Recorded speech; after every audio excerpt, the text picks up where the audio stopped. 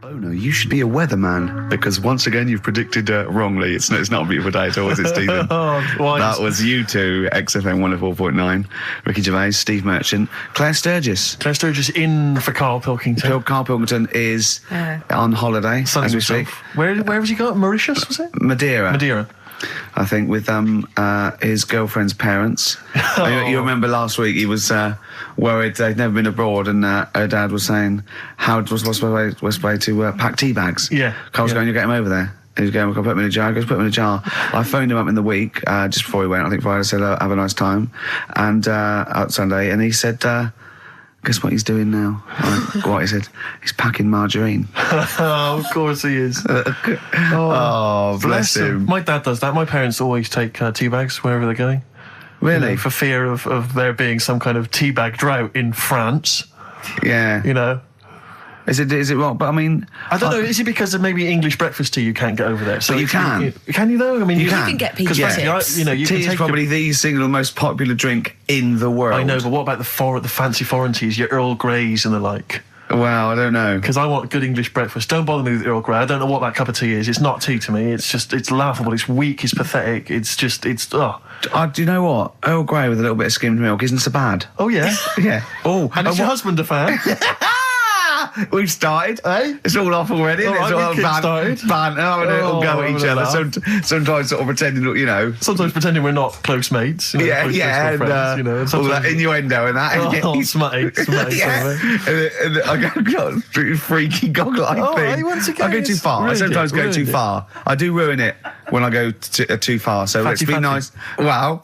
Let's have a bit of Blur. Ooh. Well, clever man. Blur, Out of Time, on XFM 104.9, Ricky Gervais, with me, Steve Merchant, Karl Pilkington. Steve's a bit quiet, he's got a bit of a sore throat. Oh, a bit of a sore throat. Murder, all week. It's been murder, Rick. We couldn't work all this week I've because been off, sick. Steve's been in Bristol. Karl, you're not impressed? It's just, I don't understand why having a sore throat sort of... Oh, he's done you. Right, what if the sore throat was so painful it was like you've got broken glass and razor blades in your throat? You can hear now that I'm not even speaking from down in the throat, I'm speaking from the very top of it like that, so it sounds a bit weird. But you're right. What? Your hands are all right, aren't they? Yeah, but we talk when we're writing, don't we? I can barely talk. It was agony. I couldn't sleep because it was so painful. Even when I was just lying there, motionless, it was hurting. I just was surprised because we got back off holiday and called Ricky and said, all right, is Steve all right? And he said, he's had to go back home or something, and he's stayed there because he's got a sore throat. Yeah. I didn't understand why you can't, just go home. I mean, how old are you? What? I don't understand why you've got to be at your mum and dad's when you're feeling I happened to be at my mum and dad's. Now I'm talking like you. When this sore throat really kicked in, so I thought I may as well stay and get a bit of the creature comforts of home. Do you know what I pictured though when he told me? See, my parents aren't like yours, Karl. Your father would have popped down to the phone box and maybe looked to see if there were any kind of throat lozenges. Strepsils. Yeah. Whereas my mum phones at the doctor first thing she can. I'm straight down there with my dad. They're snapping into action. They're trying to sort me out. It's a bit like that Ronnie Corbett thing, isn't it? Sorry. That sorry thing. You're right, Karl. Yes, you're absolutely right. It's just like that. Oh, no, dear. it's just because you just went on holiday with your parents. Well, not with mine. No, with right. Suzanne's, and it won't be happening again. So We'll have more about that a little bit later. Luckily we came in a few times, didn't we? We've been here since about 11:30, haven't we? Yeah, sorting stuff out. Doing a show. What, have you been squeezing his head, or? No, that's strictly between the hours of 1 and 3. We established that. Okay. And I've kept the rules, haven't I? I did practice the grip in the week, didn't I? Yeah, just to see what method he was going to use today. Yeah. I came in, I did my back on Tuesday. I was sparring and I pulled my back and I was in agony, and I got an emergency chiropractor out and sorted it out, and I was on painkillers and I couldn't walk the next day, but I still came in and did a voiceover that was booked at 4:30, didn't I? I got Johnny to walk me in because I couldn't sit down, so I couldn't take a cab, but I could be upright, and I had to got him to walk me in because I was scared someone was going to bump into me, and I did the voiceover. That's still the case, isn't it? Yeah, but right, I got back off holiday on the Tuesday, right? First day back was going to be on the Wednesday, right? So I thought, well, I'll take it easy, because you do that, don't you, when you've been on holiday? The first day you just want to sort of... I don't, I'm straight back into it. Well, Yeah, but it's nice to, do you know what I mean? Yeah. Just sort of look at your emails, go through all them, work out what people need and stuff. Sure. Doss around, yeah, sure. So I thought, I'll take it easy. As soon as I got in, I was told that Ricky had been booked in to do a voiceover. And I thought, can't handle that. Do you know what I mean? On the first day, him coming in annoying me, probably trying to get a week's worth of head squeezing in. So I called him up and he said, I might not come in because I've got a bad back. I thought, well, that's all right, right? Then you just turned up, didn't you? He said, I managed to get in a cab. Yeah, Jolly walked me in, and that's what, yeah. And he did the stuff, which I haven't got it here at the moment, but I'll find it on the system and I'll play you what he did. That he's been paid to do as well. It's all right. Yeah, Well, it's not all right. I had to pretend it was all right when I played it to all my bosses to try and persuade. Look, let's play that a little bit later. But now, as we're all back together, Steve, would you say the boys are back in town? Yeah, brilliant. Biting Bottles, Richard Ashcroft on XFM 104.9. I'm Ricky Gervais, with me, Steve Merchant and Karl Pilkington. Now, listen up, right? It's the Sony Awards this Thursday.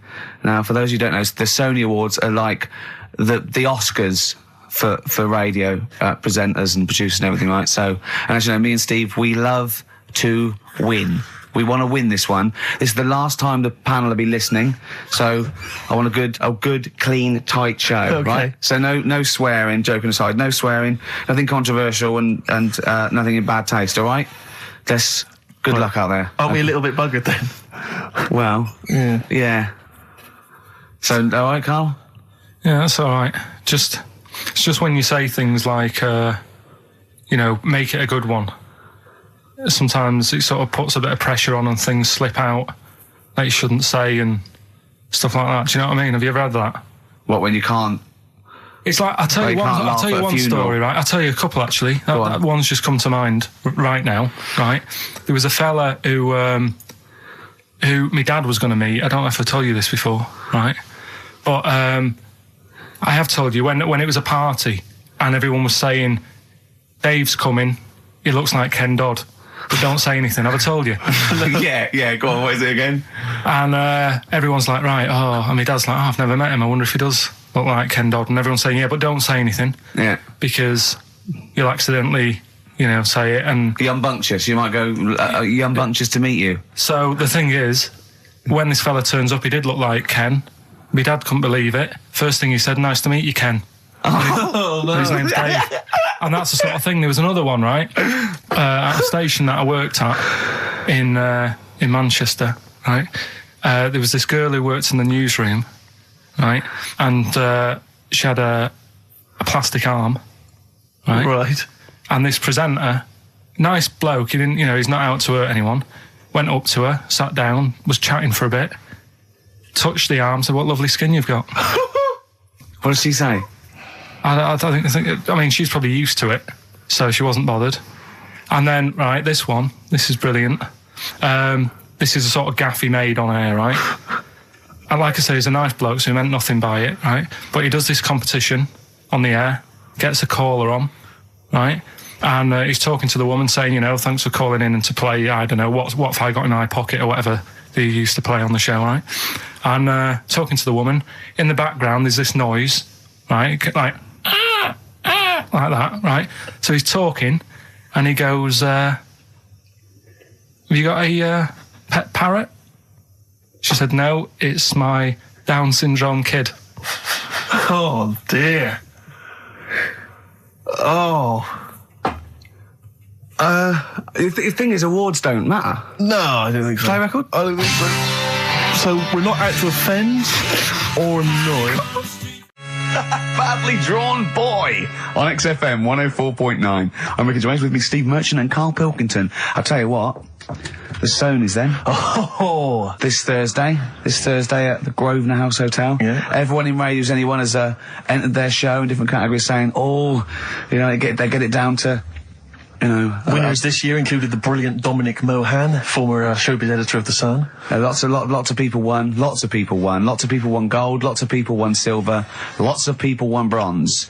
We didn't get a sausage. Nothing. This show was deemed not worthy of anything. I mean, not a look in. The panel looked at it and said, well, no, definitely not radio. Didn't get a vote. See, that annoys me on so many levels. Let me tell you one, right? I've never complained about losing an award, okay, ever. Yeah, mainly in TV. I know we've won a lot, but we've been beaten by Peter Kay. Good luck to him. He's brilliant.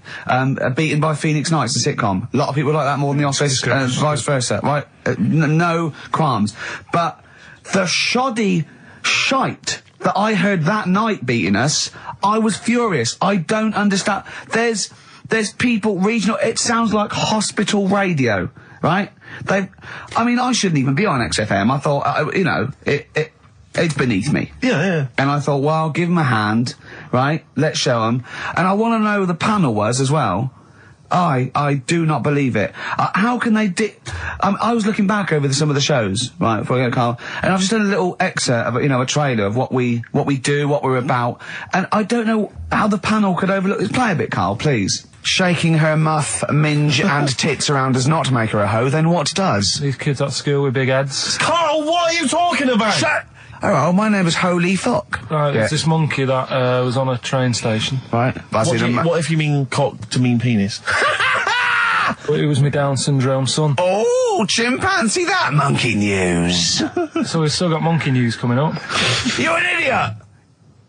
You know what I mean? That's, to me, quality broadcasting. I don't know how they can say that isn't worthy. That's what we sent in to the Sony people. They listened to that. How they didn't think that was dynamite stuff, it doesn't make sense. Actually, I've been thinking about this since Thursday, because I've been a little bit down in the dumps. Yeah. What I think it is that with the TV show, the TV stuff we've done, Rick, we put a lot of work into that. Yeah. We get the script, we spend a lot of time on it. What this show is about, it's very much about spontaneity, it's about our personalities, and I don't think we're ever going to win an award for our personalities. I think that's where we're going. Do you know wrong. what I think? I think that when we're together, with the auteurs of The Office, and, and we're strong on it, and we're just two where we write it, we direct it, we cast it, we even worry about the font and stuff on the, we do everything. There's a weak link in our midst, I think. On the radio show? Yeah. Right, well, I'm just trying to think what the common factor is, because on the award-winning TV show, it's Bliss You and I. Yeah, I don't know. Well, I'll tell you what, can we play a record and let me think about this, because there must be something. There's got to be a factor. That isn't in The Office that's in this, that means that The Office is award-winning, and this is a pile of shite. Blur and Out of Time. They're joking, there's 2 hours to go. On XFM 104.9, I'm Ricky Gervais, with me Steve Merchant and Karl Pilkington. A new leaf, bit of a blow at the Sonys. Not like that. I mean, we were taken aback. Speak for yourself. Yeah. We've got guests. Jonathan Ross won, and he has guests, so we're going to have guests in. One of which is sort of a tie-in. He's going to explain himself. It's Dr. Neil Fox. Popped in for a chat. It's a pre-record. We've got that. Although live in the second hour, we're going to have a chat to the girls from Tattoo, who are upstairs at the moment in Capitol, and they're going to pop down and have a little chat with us. So we're really trying to, make this more of an interactive show. Mm-hmm. We don't know yet whether we're going to give up or not. It depends how this show goes. Yeah, look forward to that. But we got some great. We went down to the big library, so we don't have to rely on 4 non-blondes and the the 2 jam tracks that are up here. We went down to the big library, and we've got some great tracks, Steve, haven't we? We've got some classics. Should we play one now? Well, before that, I just remember that some of the criticism we received, I think, was that we're perhaps not taking into consideration the listeners. A lot of radio shows, they cater very much to the community, to the area which they're broadcasting. They interact with the listenership. Where's the fun in that? I agree. Well, for me, really. I'd just like to justify why we don't tend to correspond or interact with the listeners. Here's a typical email from Vicky, aged 25. She asks, do you ski? Rick, that's her question. No, I do you ski, yes or no? No, I don't. No, you don't. Right, there you are. Thanks, Vic. Brilliant. Keep those coming in. See, he's turned him against us, Karl. What do you think, Karl? What do you think of Steve's attitude there? It's alright. More insight like that coming later.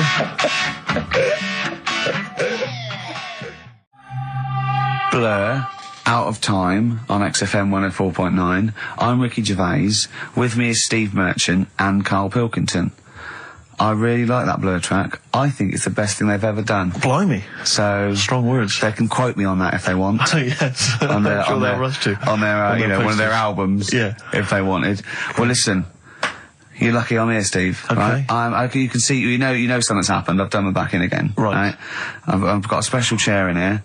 I'm in agony, and I'm on the strongest painkillers I can get. Okay. I feel a bit... Karl, I had to call Karl up today and say, look, I don't know if I can make it in, can you come and get me? He came over to my house, we got in a cab and he got me here, right? While he was round my house, Jane showed him sort of camcorder footage of how I actually did it.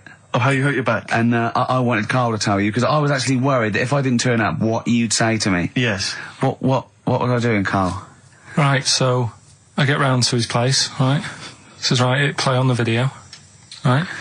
Have you ever seen a gorilla having a fight? I think I have, yeah. It was like that. Him and his mate round at his place last night decided to sort of have a bit of a wrestle. Yes. It went on. I mean, how much footage? Honestly, it was like a scene from Women in Love. Yeah. We'd done about 5 fights. We had to stop at one point because his arm was bleeding. You'd had about 5 fights? Yeah, well, we were wrestling. We were doing wrestling, right, in the... just behind in the lounge? Yeah. Well, we were on our knees and then sort of like doing, you know, and I kept winning with an arm lock. Right? Yeah. And then the last time he sort of threw me and I went on my back and my back was done. And I was, you know, it was Ian Morris. Yes. It was, you know... Yeah, isn't he the commissioning editor of comedy at Channel 4? yeah. And the funny thing was that we'd had lots and lots of wine, and we went. You surprised me. Yeah, right. And we went, come on. I'm gonna film this. And the time we filmed, I said, film this, and Jen went, oh, right. And I took my shirt off. So I'm there, and you can just hear slapping. Oh, why? Can I just ask though? I mean, it's a Friday night. You know, you have a couple of drinks, you know, some intellectual conversation. Yeah. How does it get round to? Do you fancy wrestling me? Well, and having it filmed. Well, it was on the couch, but I kept sticking my socks in his face to annoy him. Right. Yeah. And then he hit me on the shin, and I got sharp shins, and it hurt. And I was going, I'm going to smack your face, and he's done kickboxing. And it's that thing like, you sort of joke, and they go, come on then. Yeah. And you start, have you ever seen the thing when Jack Osborne fights that skater dude? No. On the Osborne? I was very much the Jack Osborne figure. Right, yeah, the fat bloated guy just come out of rehab. I'll tell you what it was like, Steve. Have you ever seen, like, the David Attenborough stuff? Where, like...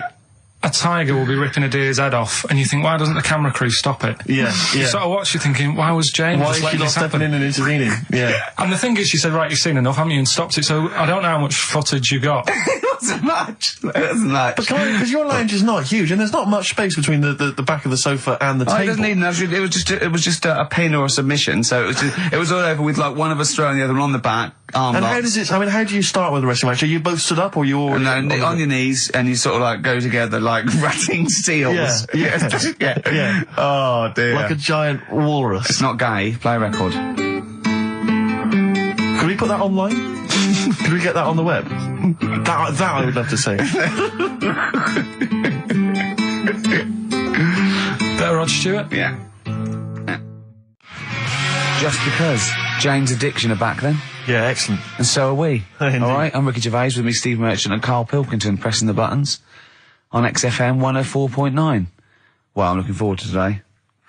Because not only have I got, you know, a bit of Bowie, a bit of Springsteen, Mock the Hoople, Pretenders, R.E.M., an Elton John classic, don't laugh, right? But we've taken Dr. Fox's advice and prepared the show, and I've got a big list here of amusing observations. Coming up after the next record, a funny observation about describing your looks. Brilliant. All right? Oh, before, just to say, Rick, I just had an email. Beach Buggy, your last chance to see them on Thursday, 1st of June, alright? So, don't miss out. The Garage, 9:45. It's your last chance. Beach Buggy.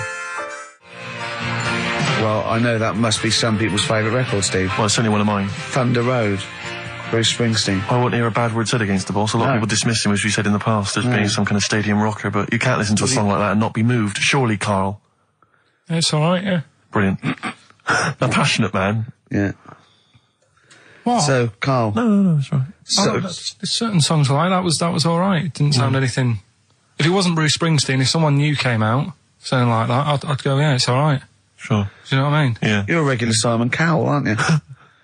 I don't know if I like music as much as I used to now. That's what happens when you work in it, isn't it? Because Danny Minogue was on the telly in the week. Is it like when you work in a sweet factory and you don't nick the Mars bars after a couple of months? Yeah. Yeah. Danny Minogue was on the telly in the week, right? Yeah. And she was doing a medley. Yeah. Why do people do them? Well, to try and get all the hits. I know what you mean, yeah. Well, who's that busy that they haven't got time to listen to a full album or... But it was it's like a meal in pill form. Yeah. Well, I like most of Danny Minogue's hits, but I don't like the whole song. Yeah, exactly. So if you want to just like pop the best bits down, 30 seconds, put them all together, yeah. Well, I've got a Stars on 45 record from the 70s. Do you remember those? Yeah. Stars on 45. But it's that, like you say, this one had it would be a snatch of Stevie Wonder, followed by the MASH theme, followed by Layla, just the intro. It was it's not music, it's just... Well, we do a bit of that, don't we? That's what DJing is, isn't it? It's a bit of everything. But we play the whole song, don't we, often? Mm. Yeah, we're better, aren't we, Karl? Oh. So what do you want to talk about today? Do you want to look at the list? Yeah, well, it's got describe looks. That's our list. So this is a very amusing sort of link about describing your looks. I don't know. What's this? I don't remember this. No, I just was thinking like, everyone's got an idea in their head, right? Of what Well. Careful, Karl. Don't open yourself up to criticism. Go on, yeah. Everyone's got an idea. Do you know what I mean? Everyone's got an idea of what they look like and stuff. If someone wanted to know what I look like, or what Ricky looked like, or what you look like, Steve, if that... Yeah. What would you use to describe yourself? Do you know what I mean? Words. Not really. I don't understand. What do you mean? Well, like... Someone who doesn't know us, we've got to describe, and what's the game to hopefully get some sort of interpersonal language going, so you know they've got the same image as you, to a certain extent. I'm just thinking, if I was to meet Steve in a restaurant, yeah, right, nothing untoward going on. We're just hanging out. No, just having a chat, just having a normal night out. Yeah. Who's paying? Because I mean, is it expensive? Go Dutch. I mean, right. So, I say to you, I'll see you at 8, right, in this restaurant. I'll turn up at the door. It's a bit of a posh place, right? So he's Steve Merchant in, and the waiter sort of goes, I don't know. What does he look like, right? And where's he from? Just a little French fella. Oh yeah. And what does he look like? So the thing I'd pick up on first, tall lad. Tall, yeah. And then he goes, we got lots of tall people in, right? And I go, big eyes. Big eyes. Yeah. And then he'd go, yeah, he's over there. I'll be honest with you. I mean, you can have dinner and you can buy me dinner. I'm not sure you're going to get anywhere with me. If you're slagging me off. No, I'm not slagging you off, though. That's what I'm saying. Yeah. I'm just using what comes to mind when can I just... Tall and big eyes. Can I assume that they know, like... Could I say, like, easiest for me I'd say, looks like Reg Varney from On the Buses. Would they understand that? Can I use sort of, like... references. He's 30 odd, this waiter, so he'll... Yeah, so I go, right. Oh yes, it's Reg Varney is sitting over there. Yeah. So he went German towards the end. See, I describe you more, Rick, I think, as... I would imagine, I'd say, have you ever seen that Johnny Vegas on the telly? Yeah. Imagine he was inflatable and he just let out a little bit of air. All right, well at least that's nice. What Ricky would look like. As opposed to like, pumping harder. Yeah.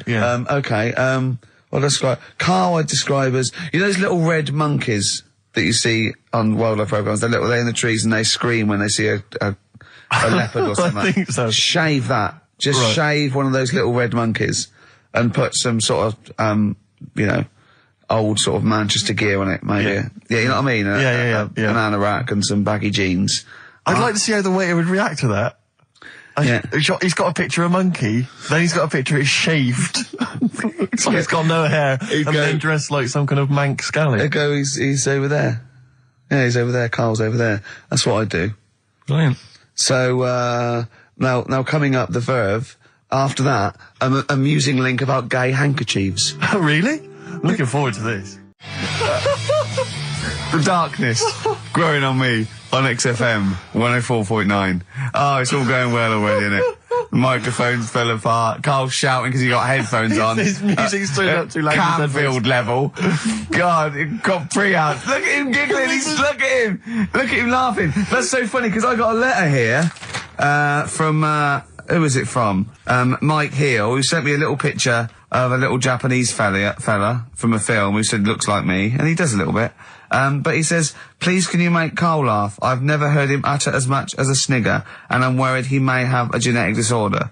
Well, I mean, he has got a genetic disorder, obviously. But, he was giggling then. I hope, people heard you then. Look at his little face. It was a joy. I love the things that make him happy. But I love the fact just before the microphone came up and just before the record finished, he had his headphones on, the music was too loud and he was just shouting, Bauhaus is not working! Bauhaus is not working! I have to play something else! I went and found Ziggy Stardust by Bauhaus. They said, why isn't it working? Look at him giggling! Look, he's lost it! Is he going away? Are you on drugs, Karl? What have you done? He's tickled. Look at his little... He looks like one of those shaved monkeys. Look at his little... Oh my God, I've never seen a forehead glow. I know, it's extraordinary. Oh. And he's got that red shirt on as well, so the whole of him is just a big glowing... Karl, what are you trying? What are you putting in? I'm going to see if I can get this to work. Go on then. Hang on. Brilliant radio. I hope Dr. Fox is listening because I think he's eating his words right now, Steve. Right, I think I've done it. Well done. That's excellent. Right, what Let's play doing? Bauhaus now and let's try and compose ourselves. This is Ziggy Stardust by Bauhaus. Well, there's the darkness. They believe in a thing called love. Karl, do you? This is XFM 104.9. That is my favourite band at the moment. You love them? I absolutely love them. I think they're funny. I think they're straight down the line with a little bit of tongue-in-cheek. Oh, brilliant. Did you see them on Jules Holland last night? I didn't, sadly, no. Brilliant. Were they good? Yeah, absolutely jumped. Oh, I mean, Jules didn't know what to do. was he playing some Boogie Woogie? They wouldn't let him play Boogie Woogie over their song. That's what I mean. That's why he stayed back. But I can't imagine it was very good. Then. He shook the. I'm surprised you say they were good. Jules wasn't thinking. I mean, I thought. Hold on, this is missing something. Yeah. This is missing someone from Squeeze vamping over them. Exactly. But they did well without him. Extraordinary. Yeah. Well, here we are. Then we're back. XFM 104.9. Karl had to leave early last week, but you stay to the end this week, mate? Or yeah. Yeah. You don't need another holiday. Oh, he started already. I mean, Steve's made you look like a bit of a twat already, and it's only 1:05. But the only reason you don't go on holiday is because you have to spend money. Oh, and he's gone straight back. Well, He's gone straight back. I can't come back to that. Oh, it's just dynamite. It's just absolute. That was searing. The last holiday Steve had, he sort of found a third world country so he could live like a king for a week. It was Cuba, wasn't it? Going to Cuba, amazing. You can almost rule the place. If it weren't for Castro, I'd have been in charge. Kind of cash I was flashing around. I mean, they'll do anything for $1 over there. It's extraordinary, literally. I mean, it's amazing. Yeah. Oh, definitely. And I went to Kenya before that. So he thought, and the prostitute said no. You were going. Yeah, well, it was $2. I mean, I'm not made of money. Do you have a good holiday, Karl? Yeah, it was all right. It's all right. Went down to Cornwall. Now you're going to the monkey some odd sanctuary. people down there, Steve. Well, don't look at me. I'm not from Cornwall. Well, you're from that sort of area. Well, not really, but never mind. Genetically, he means. Right. They're weird. Well, you must have slotted right in. What are they weird? What do they look like? Just all sort of odd people. A lot of old people, but not just old, sort of messed up old. What do you mean messed up old? You can't just say that. There's. There was a woman with a funny neck. Okay, in what way was it funny? What did she have a funny neck? If you were writing an essay, you wouldn't say there was this woman with a funny neck. How would you describe it? She sort of had her head like pointed down all the time. Like that. Don't do it. It's his radio. No, but just for you, I do like that. Yeah. Walking about like that. Yeah. Okay. Right. So brilliant. I don't know. I was saying to Suzanne, what happened? You know, what do you think? Because Suzanne knows everything. That's the good thing about her being with you. You just ask her what happened to her, and Suzanne goes, "Karl, I don't know. Yeah. I haven't been here before." Suzanne, your girlfriend, or mummy as you call her. Oh, sparks are flying. Yeah. I got a little bit of chocolate. Can you just lick a tissue and wipe it off? Oh, Well, she said it might have been like because back in the olden days they carried stuff on the. the olden days. What do you mean the olden days? This woman was probably what, 50? No, she looked about 70. Yeah. But like I do on Cheeky Freak of the Week, right? I always turn it round and we get like something good out Something of it. positive, yeah. I said to Suzanne, I bet she finds a lot of money. Yeah. Always staring at the ground, yeah. Oh, So it dear. was always Oh. good. So, you're Maybe back. she just had new shoes and she was admiring them. Yeah. Did you think of that? Before you point the finger and judge? Or a necklace was too heavy. Exactly. So, you're back refreshed. So, What have we got for this week? Have we sort of, because we didn't meet last night, which we usually meet I called you and said it'd be good if we could, I wasn't getting back into London. Well, I was up for it. I was up for it. 7:30, but but we all need to be there. It's not just me and you being there. Yeah, so... Yeah. No, you're right. I mean, you're absolutely right that I wasn't there yet because I wasn't willing to just be governed by your particular schedule. You want to jet back in from another of your holidays. It wasn't a holiday. 8 o'clock. Wasn't a holiday. What do you mean? What do you mean it wasn't a holiday? What was it? It was a treat, wasn't it, for my mum and dad?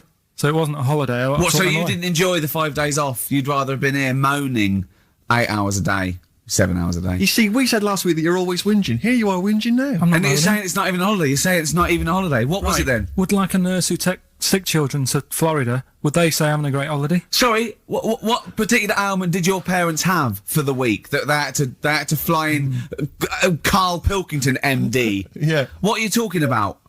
Well, all right, it was a holiday. Well then. Good. Now some honesty, now some truth. So you came back from your holiday, you wanted to start back to work straight away, Steve couldn't be bothered to meet. Is that what you're saying? That's what I'm saying. So we've got nothing prepared for this? Well, you can rely on Rockbusters. Right, that's coming We've got nothing. Monkey News. Even though you were away, you were still working? Still doing stuff. Did you go to the Monkey Sanctuary? I'll tell you about that. Tell us about it. Play a record. All right. Do you want Smashing Pumpkins? Smashing Pumpkins. I thought an old classic from them, Cherub Rock. Yeah. Well, there's the best band in Britain, in my opinion. Big words. The Darkness, Growing on Me, on XFM 104.9. I'm Ricky Gervais with me, Steve Merchant, and Karl Pilkington. Have you got the album? And already, they've had an argument. Yes. Well, I mean, I don't know whether we need to cheapen the show by discussing it, but I asked for a particular track. Karl is the producer, and he failed to get it for me. He's failed to bring it up from the record library. Completely failed in his mission. He needed to get 2 records, and he failed to get one of them. A 50% error rate there. Yeah, but like I said, I looked in the system. It told me what album it's on. I brought that album up. I'm busy. But, okay, so fine. Fine, you're absolutely fine then. That's no problem. You know, once again, that's a great excuse, Karl. Brilliant. The show has been ruined. It's been partially ruined, but you've got a bit of an excuse. All right. I didn't make a big deal out of it when you said, and whilst you're down there, get us a new 50 Cent single. I never said, while you're down there, get the new 50 Cent single. I asked you if 50 Cent single was lying around. If it hadn't been here, I wouldn't have worried. So I get it, I did that for you. Right. And then I come up, you say, has it got swearing in it? Well, I don't know. It's 5-1, Steve. I haven't got time. I've been whizzing around. You're the producer. It's the brand new single. I'd have thought it had been lying around in the XFM office anyway. But I don't have time to sit around listening to music. Sure. Well, yeah. Right? I know that you have. Now you've got an iPod that can hold 7,500 songs. I don't know when you're going to get round to loading all them on, but I haven't got the time. Sure. Busy. Yeah. Fine, okay. No, that's a perfect excuse, Karl. Well done, mate. Right. I just hope that I never have to depend on you in a real emergency. I had a bit of bad luck as well. I wanted to play REM, and maybe the listener can help me here. Can you email in ricky.gervais@xfm.co.uk if you know what song I'm thinking of? It's an REM song. I think it's on the album of the last one before. And he says Mulholland Drive and I'm Steve McQueen. That's all I know. I'm sorry, I can't think of the title, so I need the title to look it up, if you know what I mean. I can't put in like that. I can't put in Mulholland Drive. The system goes, what are you talking about? So I need the actual title of the song to look up to find it down in the library. Oh, well, I'd go down yourself if you're going to go down to the library and get that.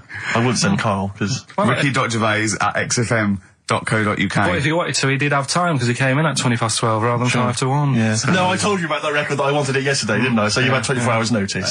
So that's not really an excuse, is it? But I did find one of my favourite songs of all time, which is Bones off the Benz album, and it's Radiohead on XFM 104.9. And here it is, because you gave me lots of time to find it. So. Sure. Yeah. Could have brought it in himself. No swearing in it. Oh, proper rock band. Best band since Thin Lizzy. The Darkness. Well, big words. Growing on Me. XFM 104.9. A bit rash, I think. R. Gervais, S. Merchant, K. Pilkington. With a little bit of that. I know for a fact that Steve is getting a little bit sick of Karl's attitude. Oh, his attitude's appalling. I quite like it though, because it's straight away friction, and he's sort of like, you know. To be fair, I genuinely don't think I'm the culprit in this. I think I come in and I just ask him a simple request. Yeah. And immediately on my back. Whinging, moaning, whining. I mean, I don't know if there's any evidence Well, it's funny you say that, actually, because in a survey, it came up this week, it's quite extensive. Mancunians take more sick days than anyone else. Mancunians take more sick days than workers in any other city in Britain and Ireland, according to Manchester-based employment firm. Survey by Peninsula found employees in Manchester take 11 sick days per year, whereas closest rivals Edinburgh and Dublin take an average of 9. Liverpool, Newcastle, Birmingham and Cardiff, only 8. Is Reading mentioned there? Or no, Bristol? it's not even in there. They don't take days off. London is only 7. So the point is, I mean, I don't know if you can take anything from it, but if you're an employer and you had a Mancunian and a Liverpudlian and they were equal on everything else, but you really couldn't afford them to be away, Liverpudlian's going to probably be away for 8 days. Sure. The Manc's going to be away for 11, phoning in sick. And so what can you? I mean, just analysing the data there. What would you extrapolate from that? I really don't know. I mean, call in if you've got any clues, or email us in if you've got any. I don't know why they. I think maybe. I don't know. Mancunians. I don't really know many people from Manchester. Well, I only know one, but I know he was off sick because he put on wet trousers and he got a cold, I think. Yeah. Well, he just said he was. Didn't come in for. Yeah. He left early as well once. Yeah. But I don't know. I mean, that's the survey. I don't know. I mean, it's evidence because it's statistics. So there you go. It's guaranteed evidence that's proof. Any thoughts on that, Ricky.Gervais at xfm.co.uk? I mean, oddly enough, you're from Manchester, Karl. Yeah, I am, yeah. What are your thoughts on that?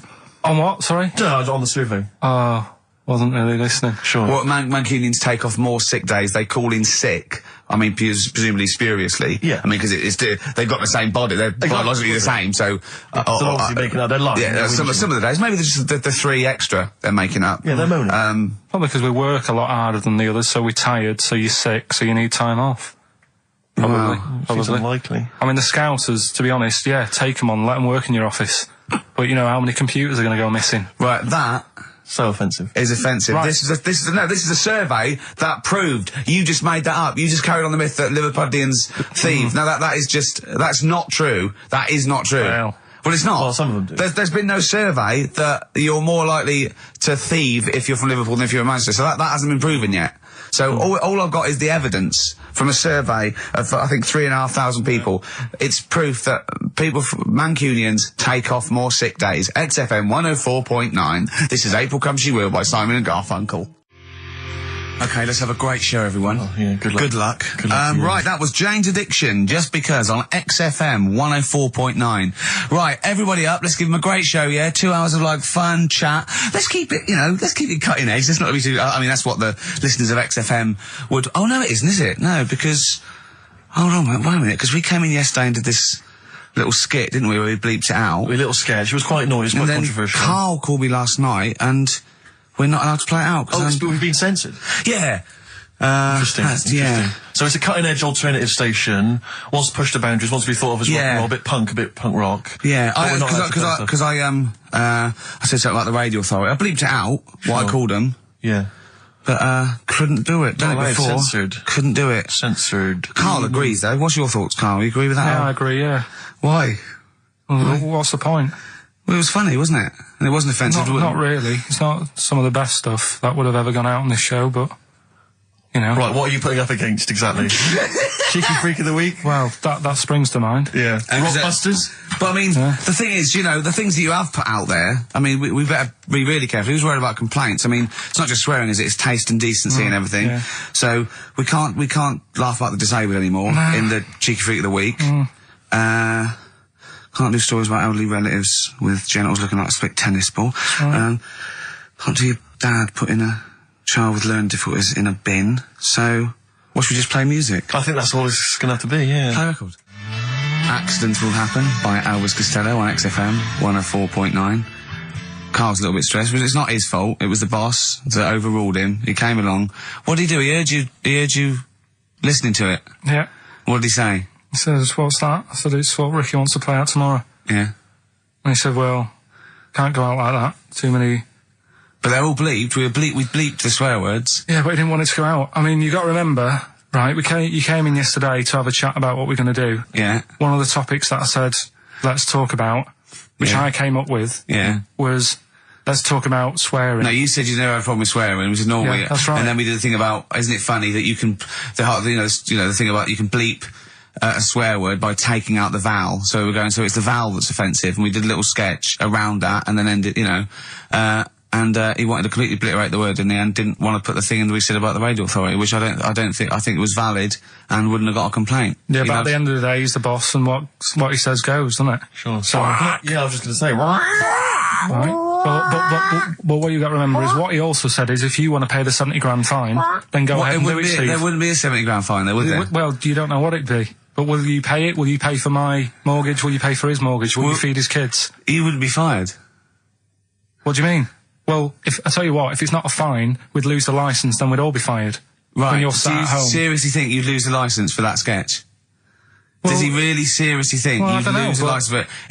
It is not the worst thing we've ever put out or done or ever will do. Yeah, but it's the fact that he said don't put it out, and you're like, you know, throwing your toys out the pram. I want to say it. How old are you? But you still want to put swearing out. It's a discussion about the radio authority and the way people are interested. Yeah, but leave it. Let's Don't move get on. annoyed. Yeah, but I'm annoyed because you've been at it since about 12:30. I know. Well, I like to get in early to plan the show. Yeah, but there's been no planning. So, to be honest, I'd turn off today, anyone listening, because there's nothing.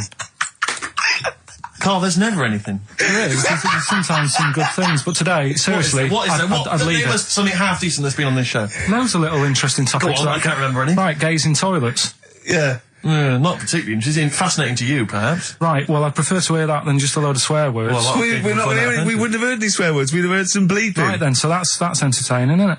Load of bleeps. It's just because you don't want to stand up to your boss or say anything. Don't get annoyed with us. I'd stand up to her if I agree with what I'm arguing about, but I'm not falling out with him over some crappy thing you want to play out. Don't say crappy. Well, it doesn't matter, because I'm not here next week, I tell you that. I've canned this in. Don't say so crappy. if Andrew is listening, don't someone else say can be here next crappy. week. Play a record. We apologise for the word crap. That's out of order, we should be. Tom Petty and the Heartbreakers, Breakdown, and that's for Karl's behaviour last week. Karl, you seem to be a little bit happier. Last week, I mean, we were worried about you. You sort of slipped into some sort of like weird depression. You played placebo twice, so you weren't concentrating. I know you're going to say that me and Steve were annoying you, but, you know, that's an easy excuse. I mean, I think the listener can make up their own minds. No. It's just like I say, you know, it's like a murderer, right? He might not have done that if it was a different day, if the sun was out or whatever, and everything just happened at once that wound me up. Right, so it was like a crime of passion. You'd be let off because those sort of you'd never put yourself, say, in a position again where you'd have two people trying to wind you up for, you know, the sake of fun and laughter for the public on a tin pot radio station between 1 and 3 every Saturday. Yeah, but you'd never do that again, would you? Last week it wasn't just for the listeners, it was for you as well between 12 and 1. Before we were even on the air. Why? You were winding me up then. Do you know what I mean? Having a discussion. It's alright. I'm used to it, so it doesn't matter. But I found out that I can't do this job anymore. I can't do these sort of jobs where you've got to be happy all the time. Well, you don't have to be happy all the time. No, you do, You really. forget that for the... Yeah, but I can't. Do you know what I mean? I've got things going on in my head. And do you think when Bobby Davros had a bad day that he doesn't go on stage and give 100%? No, but that's... Do you think Les Dennis let all that stuff get in his way when he did that theatre tour to the people in front? Sometimes he had audiences of up to 15 people. Yeah, and he just went, it's them. It's not a private life, forget that. Bang. Yeah, but good on him. Yeah. He can do that, but what I'm saying is I can't. He's a professional. So I was talking to Suzanne about it, because, you know, it did get me down last week. Suzanne's your therapist? Minder. Yeah. Saying to her, you know, I can't do this sort of job. Normally what I do in the week, you know, I'm tucked away in a studio. If I'm annoyed, no one knows about it. I get my head down, I get on with it. I do, you tell them. Go on, next. You know what I mean? Next. Right, but sorry, but what's your point here? So every Saturday you've got to come here, you've got to... be happy, we've got to go, oh, Karl, are you alright? Oh, you're right, your hair looks nice. No, but you know what I mean? That's the first time, innit? Normally people listening go, he's a happy fella, do you know what I mean? They never think you're a happy fella, Karl. Well. They've never heard you laugh. No one has ever... seriously, we get emails all the time, no one's ever heard you laugh. Yeah, but I'm still happy, you don't have to... Well, are you? Yeah. You don't look happy. But anyway, that's the problem with this job. And, I was thinking about it, if do you know, like, if you're a doctor... Sure. And you're on a plane and something happens... Yeah. Even though you're on holiday... You might have to save someone's life just because you can. Next. and I'd be thinking, I'll keep quiet. Sure. I love that. Yeah. See, that's one of the reasons why you didn't actually qualify. as a surgeon. Yeah. I mean, you can still do your consultancy stuff. Oh, sure, but, you know, you don't actually want the knife in your hand anymore. Brilliant. So you're giving this up, are you? Sorry, and how is a doctor on a plane comparable to this? Because that is just the same situation. Do you know what I mean? He's probably got exactly in his head, he's shut off, he's ready for his holiday. He's going to Hastings for a night. Someone, you know, has a little bit of tummy trouble or a heart attack or whatever. Yeah. And is he a doctor on the plane? And he's like, he's going on holiday. Do you know what I mean? I've got to loosen his tie. Yeah. I can't do that. But what I don't understand, Karl, is you get paid to do this. It's not like we're forced. It's not like it's your holiday. You know that this is your job of work. This is paying for your new kitchen. Exactly. Yeah, but I've got the kitchen now. It's done, isn't it? Right. Yeah. So when are you stopping?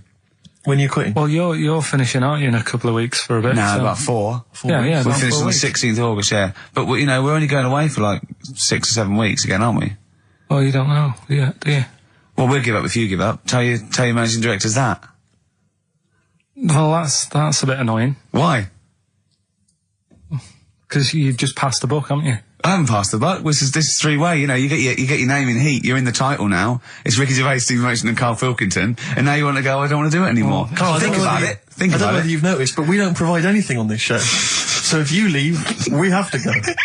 Well, let's put a song on. Now just think, don't be so selfish. Don't be so selfish. We need you. We've got nothing. Think of the Jane's Addiction, Just Because on XFM 104.9. I'm Ricky Gervais, with me Steve Merchant and Karl Pilkington. We're all here then. Oi. About 1:05. Yeah. Got 2 hours to go. I imagine you've got all kinds of treats lined up, Rick. Well, there's lots of things on the show. Great music, you know.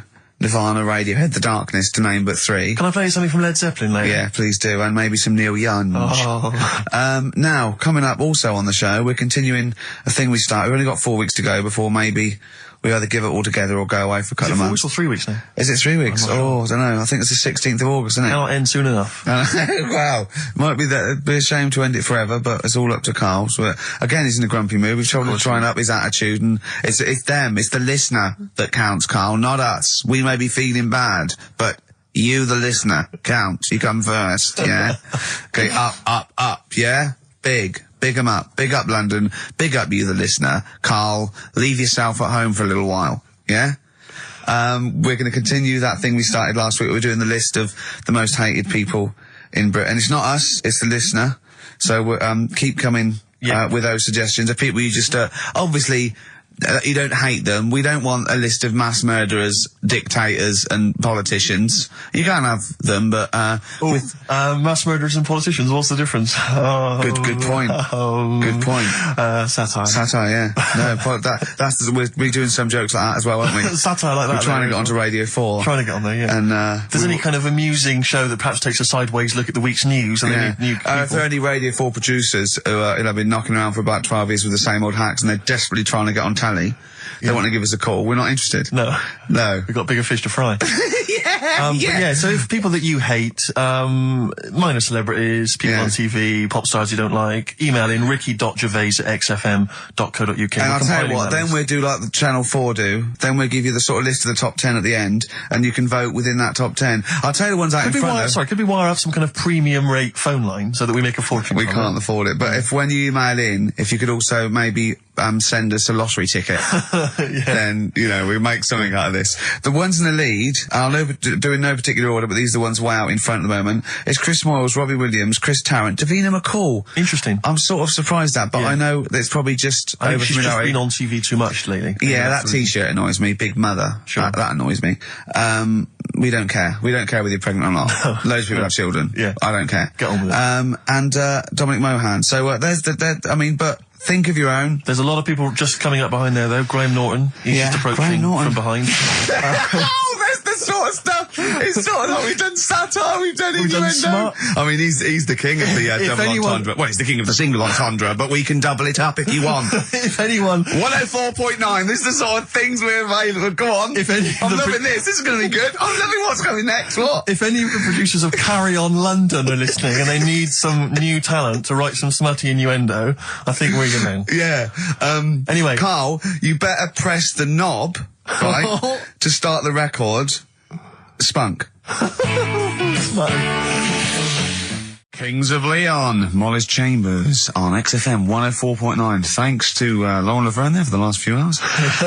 Coming up, we have got some great music, Steve. We've got Kings of Leon, as you heard. We've got Alba, we've got The Darks, we've got Coldplay, Coral, Rolling Stones, we've got some Springsteen, The Smiths. Do you know what I mean? Do you need any more? And with all that, we've still got Pete Skinner with his wacky weather report. Excellent, good old Pete. Hey? Nice to have him back. Good news, Steve. Got some here brought in. It's just a normal soup. It's Rooster's Pride. What flavour soup's that, Steve? Oh, I know you brought that. And it's all it's a genuine article, and it's cock soup. Can I have a closer look at that? Maybe there's some more humour I can draw. What, you want a closer look at my cock soup? Just a cock soup. Let me just. It says here delicious, appetizing. 3 to 4 servings. Because you know what I'm thinking of when you're talking about the soup. I'm thinking of innuendo. I'm just thinking of a man's cock. Penises, yeah. Let me just say. It's the darkness. Use Rooster's Pride cock soup as a snack with crackers or toast. Still thinking of a normal knob. An appetizer, again, or a soup base. That doesn't really work as an Indian. No, that's disappointing. We'll work on that, though. The darkness growing on me on XFM 104.9. Going well, isn't it? I've enjoyed it so far. It's been a bit naughty and everything. Yeah, a bit smart. Nothing wrong with that. No. Karl, having a good day? Not bad. Yeah. What mood are you in this week? What we always mood is trying to assess each week. You know, it's a bit edgy. He's got a red head. What's all that? You've got a red head all around the side and the front. What's that? Sunburn?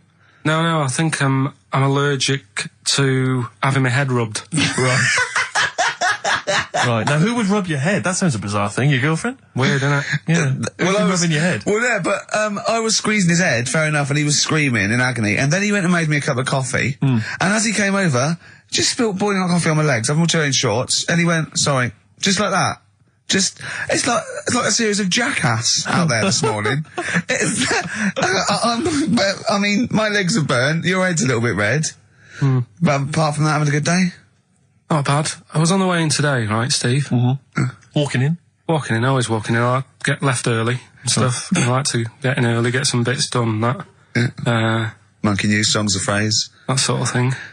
And living in London, right, there's a lot of shops that open early and stuff. Do you know what I mean? People say that's a good thing about London. Yeah. It's almost like 24-hour city and stuff, right?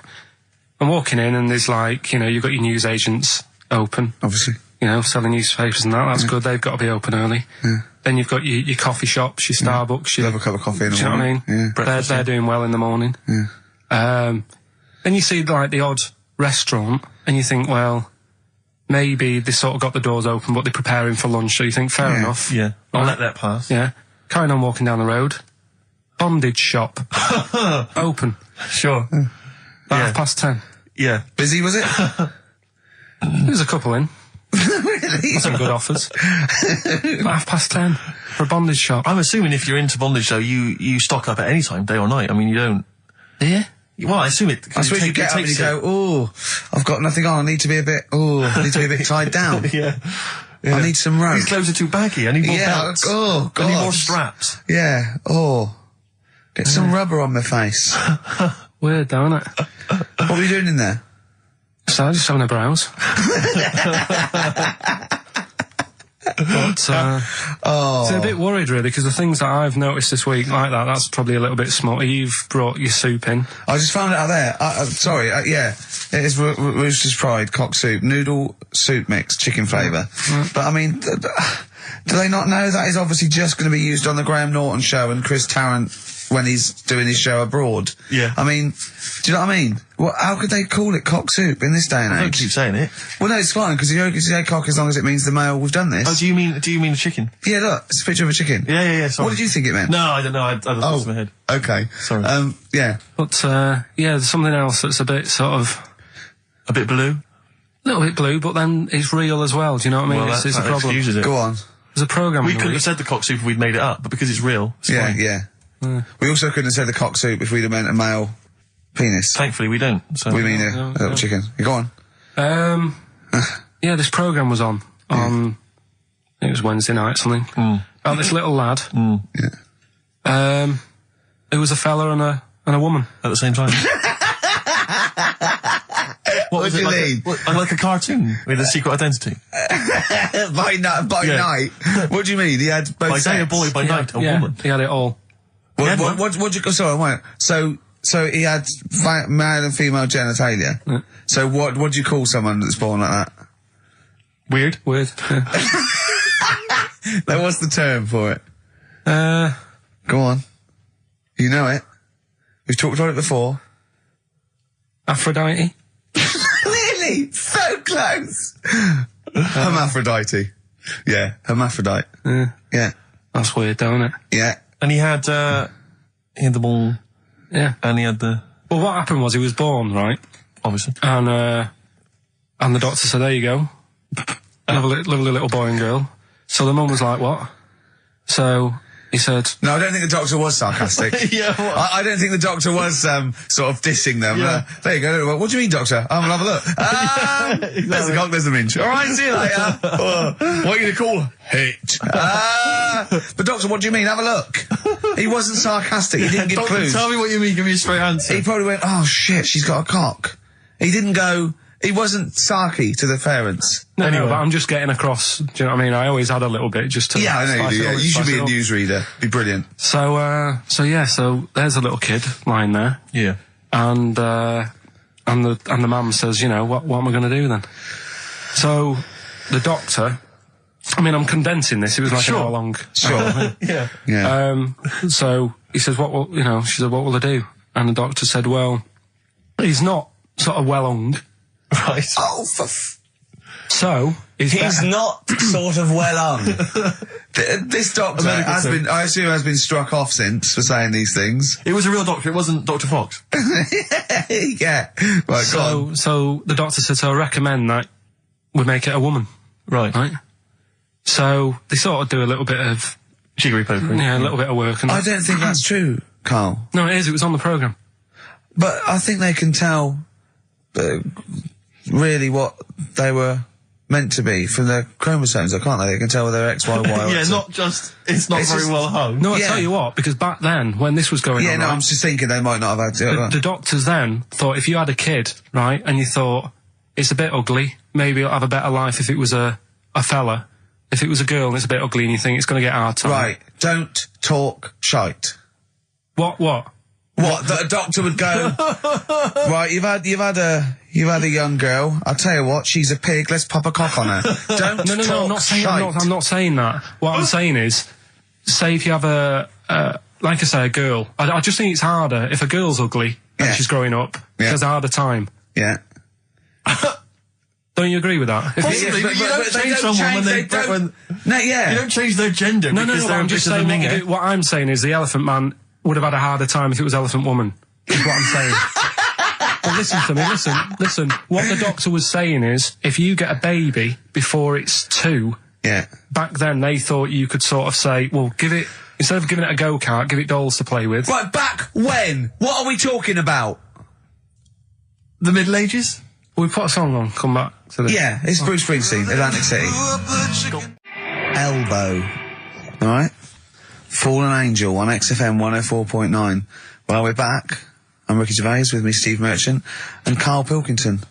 Karl's all a little bit, I don't know, he's a bit frustrated. He's sort of a bit sweaty and fed up today, aren't you, because of the heat. It's too much, though, isn't it? He was taken out, he was sort of wanted to fight. You know, he doesn't usually like to fight. I sort of like lead on him and try and rub his head. Yeah. But today he was sort of leading it. He was sort of like getting a little bit, and if I didn't know better, I would have said it was sexual frustration. Well, I was like watching, Rick, if you don't mind me saying, I was watching, not in that way, just watching. It was sort of like, he was going, oh, I want to hit you, and I was thinking, does he want to hit me, or does he want to do something else to me? Exactly. What were your thoughts, Karl? Exactly. I mean, I saw him sort of wrestling with you on the floor, and you clearly weren't enjoying it, but he was really Yeah, loving what was it. that going on? What's the change? Why are you suddenly sort of... Well, what are you trying to say? No, I'm not. I'm just saying it was weird that you suddenly, it was like you were, oh... You're dunno. saying a bit gay? No. Is that what you're saying? No, but what was... Suzanne accused me of that in the week. Why? For being a bit gay. She said, I'm sure you're gay. Why? Just because I was moaning about stuff. She said, oh, you're a drama queen.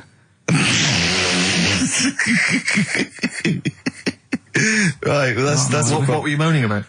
Not having enough gay sex? No. She didn't have a knob. Yeah. It's going, oh, why don't you get yourself a nice little knob? Yeah. I mean, can I call you Frank, Could please? you wear this false beard? Yeah. It's just, well, we'll talk about it later. It was about the 7 Wonders. I just wasn't that impressed. He wasn't impressed by it. He said, Well, we'd say that, yeah. Well, we got a top show coming up. But if you are a little bit, just a little bit sexually, don't be afraid to let it out. I mean, if you want us to relieve you of it. I'll tell you what. Let's have a little bit of Maggie May by Rod. It's some beautiful day. Killing a Georgie. That's your favourite song, isn't it? Oh. That's weird, isn't it? Strange, isn't it? That's weird. I'd like to hear Rod Stewart singing about a lovely lady, please, Karl. As would I. You can picture whatever you want. 1:05 then, already, over Saturday. So I'm Ricky Gervais. That was Placebo, yeah, with Special Needs, which brings me to my next point. With me, Karl Pilkington. Karl Pilkington, there he is. Steve Merchant, 104.9. That's it. We're back then. Well, for one last time. Well, it's certainly the end of the season. We're away for at least, 2 months. We're doing the Office special. And possibly forever, depending on whether Karl decides he wants to carry on with this. Because, we do this for fun. We don't need to do this. We don't need to do this for, money. Obviously not. The kind of money you're earning, Rick, you do not need to do this. I don't need to. It's quite honestly beneath me. Yeah. We don't need to do it to further our career because it's embarrassing being on XFM. Didn't say, do not even bother cashing those XFM checks. It's not worth your while. No, it's not. The time it took to sign them, Exactly, it wasn't worth it. So we do this basically to ridicule Karl on a large sort of platform. I say large platform. Yeah. XFM. No other radio station will have us. It's roughly the same as standing up in McDonald's. I imagine so. But of a lunchtime though. Yeah. Or when it's just the cleaning staff mopping up. Yeah. So, and if Karl doesn't come back, he's breaking up the three-way partnership. He's very much forever. Sting, isn't he? Yeah. Like, 1986, 87? Exactly. He's going to go off and sort of make some quite poor, sort of jazz-inflected white man soul. Yeah. And leaving us to go about our business. Play pizza places. Exactly, yeah. Yeah, well, I'm going to go into sort of maybe writing say, Dad, why can't I be in the CIA? Yeah. You don't know anything about it. You're a drummer. Yeah. So we'll have to see. I mean, do you think anyone cares? I wouldn't have thought so. Because I think if someone was interested in having some good chat and some great laughs, they'd spend more time with their friends. Yeah. Or listen to another radio station. Or listen to a decent radio show. I think something like that, yeah. They listen to XFM for some music to have on in the background that's loud enough so they can hear it while they're hoovering. Yeah. I don't think our fans hoover. Well, true. I think you've got to have... Or shoot up, whatever. I think you've got to have a house to hoover. I'll tell you what they do want, though. Some great music. They do indeed. They'll be saying, Since You've Been Gone. See that? That's the sort of link I can do if we stay If you together. could cut out all the other drivel you speak, you'd be great on Magic. I know, yeah. You've got to have... Come on. You've got a rainbow something, haven't Rainbow. you? You got a rainbow something. Oh, it's Rainbow. 104.9 XFM, Ricky Gervais, Steve Merchant, Karl Pilkington's pressing the buttons. We're playing some great moments from the last 3 weeks. And some great records, Steve, from the last 2 weeks. That's true enough. Yeah. We're not actually here today. What are you up to today, Rick? It's 8 hours earlier, so this is about 2 o'clock probably. Mm-hmm. So it's about 6 o'clock in the morning. I'm still in bed, mate. I'm asleep in me hotel room. Now, where are you? We're in LA. Los Angeles. Yeah. City of Angels. Rick. Yeah. City of Angels. Yeah. And so that's what we're doing. We're doing stuff like that. That's why we're not here. We're not here next week either. So next week is the best of this week. All right, so here's the first bit. Can I tell you one of the best presents I ever had? Cool. Without doubt, all I ever wanted was a go-kart. This is true. I was like sort of 5, 6, 7. And I eventually, for Christmas, I wasn't sort of spoiled in the sense that I got pocket money, but I always got what I wanted at Christmas eventually. Because, working class mothers, they'd get it out of the catalogue and pay for it for the rest of the year. So I always got, I had really, as many presents as anyone else. And I got this go-kart. It was a little red go-kart and it was a pedal one. And I'd run home from school and I'd be in it and I'd get up and down the garden for hours. I'd have to come in for my tea, and this was fantastic. And this went on for like weeks and weeks and went through the summer. The next summer, it was just it was fantastic go-kart. I'd show off, and then one day I came home and I went. It was always at the back of the shed, sort of up against the shed, and I went in. I couldn't see it, and so I went to the back door. My mum was sort of like washing up with that, and I went, "Where's my go-kart?" I thought it hasn't been nicked. She went, "Your dad swapped it." Your dad swapped it? Yeah. I went, he what? And I was going to be brave. And I went, he what? She went, he swapped it for a wheelbarrow. And I could see she didn't approve of this. And she was thinking, I'm going to tell him, and then I'm going to, you know, have this out. And I went, right. She went, it's your wheelbarrow. And I went to the back of the shed, and there was this wheelbarrow. He swapped it with a bloke called Jimmy Dublin, who he worked with. Jimmy Dublin? Yeah, I don't know. I think he was a respectable member of the community. He was fine. It was his lively. No, I think he was an Irish gentleman, and that's why we called him. I don't know what his real name was. And I think my dad must have been drunk, and he went, you know, I want to get my son a go-kart. And my dad, my kid's got one. He's probably had it for a year. He's probably bored with it. Yeah. And he said, I'll give you this wheelbarrow. And I went to this wheelbarrow, and it was caked in concrete. I could hardly lift it. I just nicked off a building site, obviously. And I'd be there for hours trying to push this wheelbarrow up and down the garden, right? And it was okay, though, because I was going on holiday soon. And I 7 years running, went to Bognor Regis, a place called Riverside, because some woman around the way had a caravan that we got free for a week. And it was great. Just wonderful. And I used to go there with my mum and my nan. Oh, party time. Yeah, the age of 7 to sort of no, it's good because you know when you're a kid and you wake up in a strange place, it sort of seems weird. You wake up at 3 o'clock in the morning hearing your gran pissing in an iron bucket, and you know We've all been there. You get disorientated. Anyway, and I went on holiday, and I met a little friend who was about my age. We were both sort of like, right? And he'd hired a go-kart. He had this great go-kart, and he came down to my caravan, and I went, I've got a go-kart. And I remember my mum opening the window of the caravan and going, don't lie. That's so evil. And I went, I had a go-kart. Wow. Yeah. Did you ever talk to your father about the fact you swapped it? No. You never mentioned it to him? No. You still got that wheelbarrow? I think so. I've grown into it. Yeah. I can nearly lift it now. Yeah. And now I'm just too old to run up and down the garden with now it. you get one of your several gardeners to use it all the time. Wow. Oh, dear. Now, Karl, you promised me that you were going to reintroduce Educating Ricky. Yeah, we can do that. Have you got it? Have you got something that will that's something that I won't know that's correct and that will interest me? Yeah, there's loads of stuff. Is it anything to do with monkeys? No, we've got monkey news. We've got monkey news coming up. Of course we have. Yeah, monkey news. People are there now. Over to XFM for monkey news with Karl Pilkington. No, we won't do that yet. We're not doing that yet. Educating Ricky is. Yeah. Well, let's do it. We did it ages ago. Educating Ricky. Oh, that's interesting, and it's correct. Hang on a minute, though. What I do is I tease you, don't I, with headlines. Oh, go on then. And then you have to sort of go, that one sounds good. Go on then. What are the headlines? I want to know more about that. Educate me. Yeah. Right? Okay. You've got, Jeez. That Nelly died. That Nelly died. Oh, like, Okay. Right. Could be about an elephant. Yeah. Go on. You've got that. You've got, I got well. Take well as red. So they all start with well. Okay. knob body has been that lucky before. Brilliant. All right. Okay. Or you've got get a lobe of this court case. Right. Okay. Not bad. I'm going for Interesting. knob body has been that lucky before. Right. It's a story about this kid who was born. Right. Was he? Yeah, he was popped out and the dad and the mum saw the baby and it was like, oh, that's a good looking little kid. Sure. And they were proud and that. And then I look like they're surprised that it's a good-looking little kid. It's theirs. Yeah. Like it could have been a frog, and they'd have gone, "Oh, he's got your eyes." And then the doctor goes, "Yeah, it is, but look at that." What? He said, "It's a boy and hasn't got a knob." I love the doctor saying that. I love this GP. Right. Oh, this midwife saying that. Oh, I love little boy. Yeah, but no knob, baby. Mr. and Mrs. I mean, think. Right.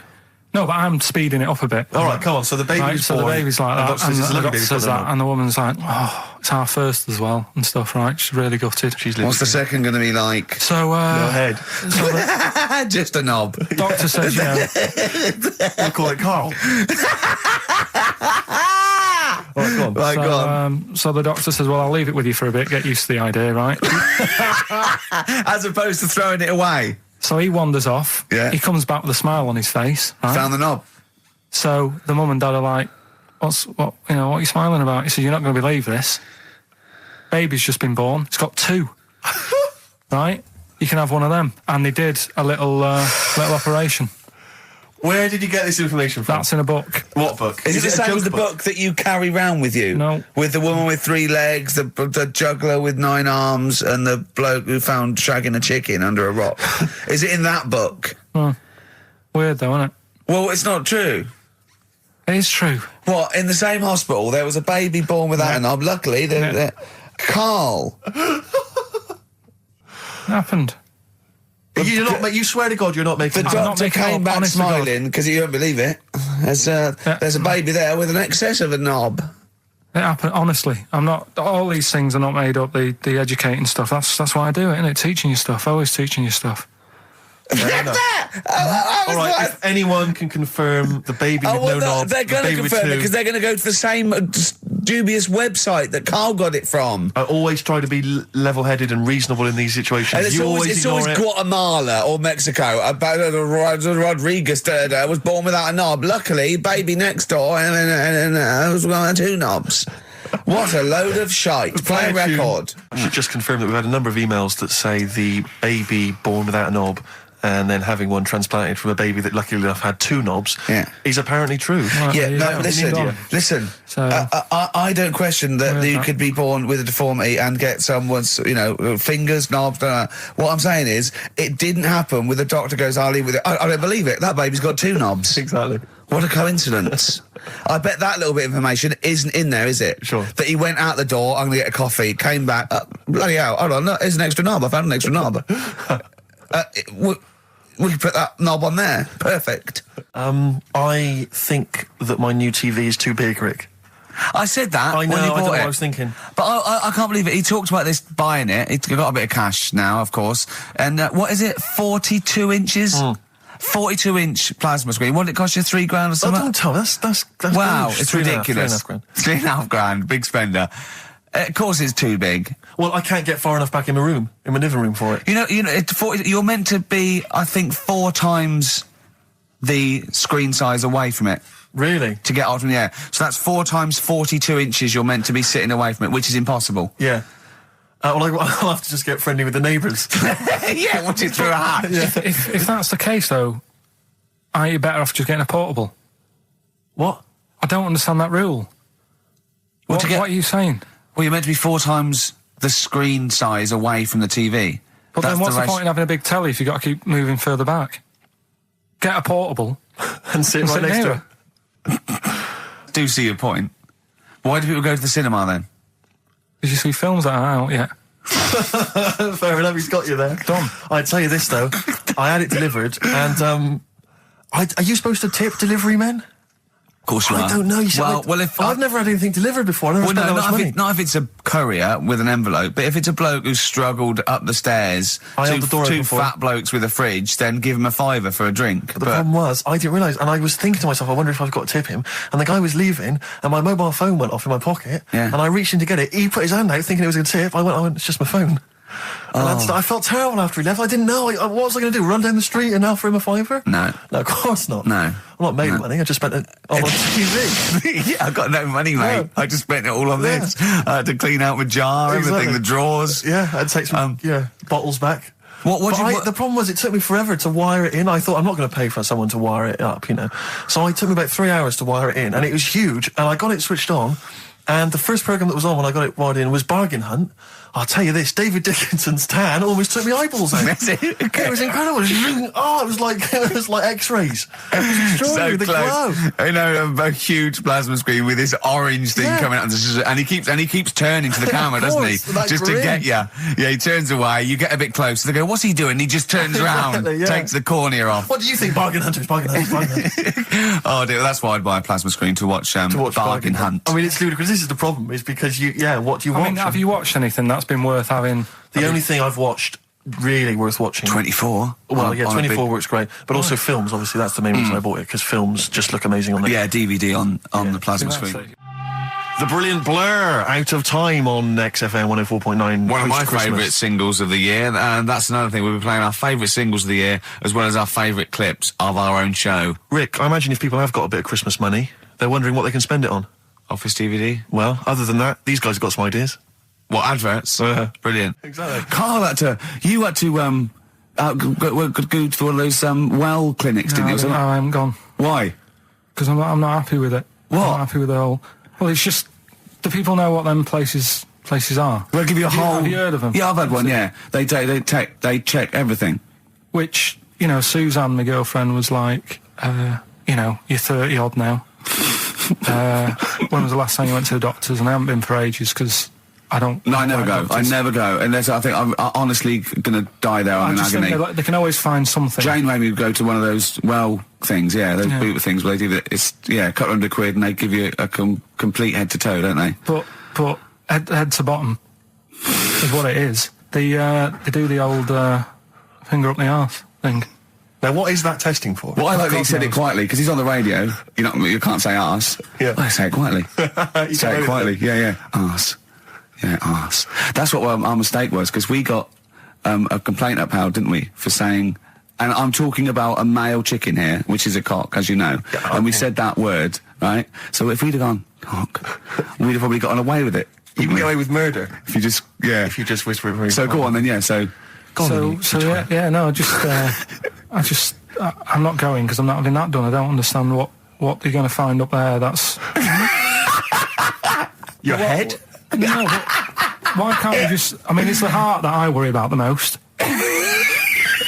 Do you mean that in a kind of romantic sense? No, I mean, like, you know... If they'd have to have a long finger, wouldn't they, to check that out? They go, is something wrong with your left ventricle? Yeah. Now, this thing about the doctors, they hold your testicles and they make you cough. Yeah, they don't hold the testicles anymore. They just put it sort of like by the side of them. And what's that testing for? I don't know. I think it's something to do with if you got something wrong with your diaphragm or something like that. You can't do it when they press there. I don't know. It shows them something. So it's not doctors having a quick feel. Right, so you can't... well, that's good, because do you remember when Karl said he's going to die of cancer? And I said, why? He said, I don't check my balls. I said, why? He said, I don't like the feel. So they feel it for you. They feel them for you. And you can just relax, shut your eyes and think of England. But don't mess with them. What do you mean? You can do more damage messing about with them. Just leave them. And it's two anyway.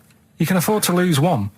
Yeah, I don't think that's the point. I think the point is it sort of spreads, doesn't it? You know, you've got to check the... I mean, I'm not saying, you know, if don't do it, because they spend a lot of money saying to people, you know, have a quick feel if you've got the time, what have you. But I don't worry about it. Leave it alone. Why, out of interest, why do doctors stick fingers up your arse? Check the prostate. Check the prostate? Yeah, because if it's swollen, it could lead to all sorts of problems. Again, they're not having a laugh, Karl. They're not going, hang on, look at this bald little mank fella. But there's no nice way. I'll feel his balls, stick a finger up his arse and send him home. 300 quid, please, on you go. What about me art? It's fine. And they're all laughing. Roger, Jeff, stand behind that two-way mirror. yeah, what's this? I'm not going anyway. So. Really, you're not going because you don't want... No, I'm not happy with that. It doesn't even matter. It's not the fact he's a stranger. If it was someone who I knew, it'd be just as bad. That'd be worse! Imagine that! At a dinner party. Oh, God. Oh, look, hello, Roger and Selena. Do you mind, Roger, Would you allow any of the celebrity doctors to do it, though? Dr. Dre? Any of those? Doctor Who? I just don't understand in this day and age. Would you allow Christopher Eccleston to stick his big northern finger up your... Do you want a song on anyway? But I still call Karl every day anyway. Oh, sure. I called him a couple of days ago. Of course you did. And I went, it was the weekend, I went, what are you doing? He went, oh, just in Regent's Park and that. I went, what are you doing? He said, just going for... Oh, Jesus. I went, what? He went, a caterpillar just fell out of the sky. I went, what? He went, a caterpillar just fell out of the sky. God, it's there, it's wriggling around. I went, sure a bird didn't just drop it. He looked up and went, oh, yeah. Of course he did. Yeah. For a moment, he thought caterpillars were raining from the sky. I thought I was in Chicken Licking. Yeah. Unbelievable. Why did you think a caterpillar had fallen out of the sky? I don't know, it just startled me a bit. I love Karl being startled. I like the idea of him straight on the phone to Trevor McDonald. Look, Trevor, there's caterpillars, insects falling out of the sky. They're falling out of the sky now. Put it on the news, quick. Are you sure there wasn't a bird? Oh, there was a bird. Yeah, sorry, Trev. Bye. But it was after, like, I hung up the phone and that from you. I sort of sat there for a bit watching it. I imagine him cross-legged, just in front of it. But do you know what? Because of his shape, the shape of his head, and his sort of IQ, I bet the caterpillar was thinking, "Mama." Yeah. Do you know what I mean? Yeah. It's unbelievable. Go on. It was sort of running about all over the place, right, Steve? So the caterpillars have loads of feet and that, don't they? Wow. Well, they have 6 legs. They're actually a larva within 6. They have 6 legs, but they have little sucker things to hold on to the back of cabbages and that. No, they've got more than that. I'll tell you, they have got 6 true legs. Trust me. Trust me, I'm a scientist. And you were thinking what, Carl? Well, but they've got little pods. They've got little pseudo pod legs and little suckers. Yeah. But it was running about like everywhere, right? Mental, but sort of running off to the left, and then it sort of went back to where it was. Then back, went right and what have you. I'm just thinking, whoever gave them the legs, right? What's the point if they don't know where they're going and that? Do you know what I mean? If you can get Imagine that sentence. Did you hear that sentence? Can we play that sentence back? No, I don't think we can. Imagine who gave him that legs. Whoever gave him them legs, what's the point if they don't know where they're going and that? And that. Always and that. And that. But maybe you just, to be fair to the caterpillar, with all its legs, okay, and you didn't know where it was going, it had just been plucked from its house by a bird, shot up into the sky, and then dropped from 80 feet, hitting the ground. Onto the head of a weird, bold-shaved monkey. It was probably concussed. Yeah, it's one of them things again, though. But it still knew more about the world than you. How does that make you feel? I just think it's a waste of time having all them feet. It's the same thing as the... now it's got feet now! It has a nightmare buying shoes, doesn't it? Yeah. You just mentioned there about sort of no knickers and that.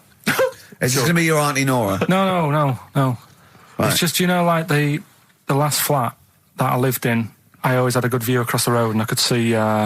It was the hairy... There was the hairy Chinese not the hairy Chinese kid. He was just a Chinese kid, actually. Yeah. Because that's rare, isn't it? Hairy Chinese kids are very rare, isn't it? Yeah. There's only one official sighting, isn't there? In one of those shit little magazines that you buy. And there was the old woman who didn't move. She was just sat there reading a book all the time. Who we think possibly died and no one came round for weeks, But now I've moved, right? And it was quiet for a bit. I always look at what view I'm getting, right?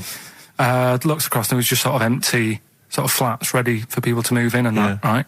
Anyway, people are in there now, right?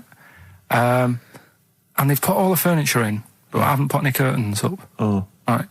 So anyway, I'm sort of washing up, just having a look out the window. Yeah. Right. Girl sort of wandering about, knickers on, right? With no knickers on? You mean naked? No knickers. Well, she had a bra on. Right, okay. But, she was probably looking for a knickers. So I thought, and I don't know how long I was looking. No. Right. But anyway, she looks across. Oh, God. I think she spotted me. Yeah. I think, oh, God. I felt really bad. Yeah. I said to Suzanne... Sorry, is this some sort of Peeping Tom confession? No idea. Well, it's not... That's the thing, though. Peepington. If I was peeping, she was peeping as well, because she was looking over. Works both ways, doesn't it? Yeah, but yeah, all she could see of you was your bald head. Yeah. No, but and your hands moving as you were washing up. And some white-looking substance frothing up. Particularly stubborn stain on this glass. Yeah. Oh, God. Imagine that. Imagine if she looked across. I'm assuming your sink is lower than the window. But didn't she just cover up or something? Or she looked back and go, "Oh, you looking up, honey?" Well, the thing I did... What? I thought, just sort of drop me boxer shorts. Because I thought... Well, Suzanne said, what are you doing? What are you talking about? What are you talking about? No, just so they can see me cheeks of me. What are you talking about?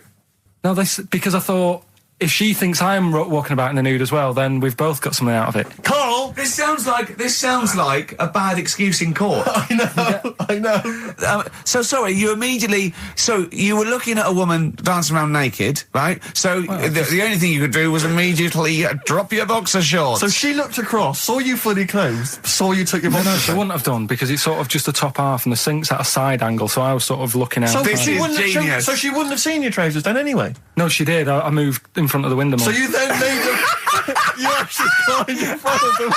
Oh, this is amazing! So you climbed in front of the window to show off it wasn't your naked obvious. lower half. Suzanne said, what are you doing? And I bet she did.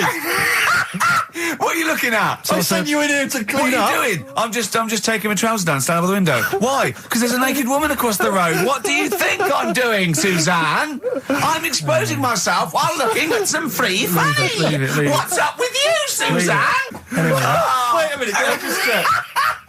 A final question. What did the woman across the way... What happened? What was her I reaction? didn't look again. I just thought you've seen a bit of action as well. We're both happy. Let's leave it. Brilliant. So were you waddling around like a penguin with your trousers around your ankle? I just was walking about, and Suzanne said, "What are you doing?" I said, "I'll explain to you in a bit, but don't look out the window because then it's Excellent. obvious." Then he sees that she calls her husband to look at Karl walking around naked. He goes, "Oh, she's got a... Quick, Suzanne, get him out. There's only one with him. Get some more friends. They've gone one more." Oh, that's a wonderful, wonderful clip, and a great record that preceded or followed it, I'm not sure. But, could I make some dedications? Yeah. Because I, last week, just before we had to come in to record this, popped out trying to get onto the tube, and I had a nightmare, because there were millions of protesters, so-called protesters. Now, a lot of them obviously doing good work. There was one fella, I think you'd have appreciated it, because I know you are very politically active, and I think this guy has really studied hard, and he's realised the best way to make his voice heard on the international political stage is to ride around on a tricycle wearing a jester's hat. He was really shaking up the bloody government. I wouldn't want to be George W. Bush about now. No, indeed. Once he sees that. Once he sees that guy. Imagine his aides rushing in and going, George W., look at this guy. Where's that? That's in London, England. Okay, call off the forces. Is that a large tricycle? Yeah. Is he wearing a nappy?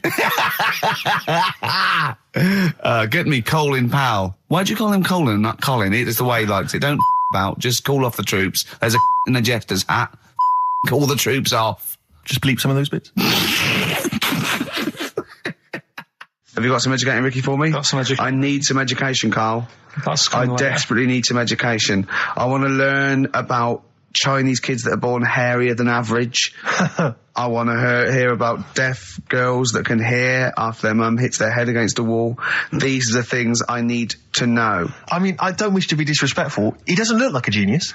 He doesn't look like But then I genius. don't know what a genius looks like. Exactly. So, Steve. you know, I don't want to be an Look at Einstein. Yeah. Yeah. His mum thought he was mental as a child. Where'd you get that information from? That was in the Einstein book. Well, it was in the Einstein book, then it's presumably true. Which Einstein book is that? His Theory of Relativity? The big book of Einstein stuff. Oh, yeah. Yeah, the big bumper book of Einstein stuff. It's for a coach trip, and you have to fill in E equals MC1 squared, 2 fish, or 3 hello, and then it's multiple choice, and you fill it. It's great. It's Did his mum think, A, he was a genius, B, mental? Most people go for A, but it is in fact B. She thought he was mental at the age of 28. Oh, Karl, you never let me down. You never let me down.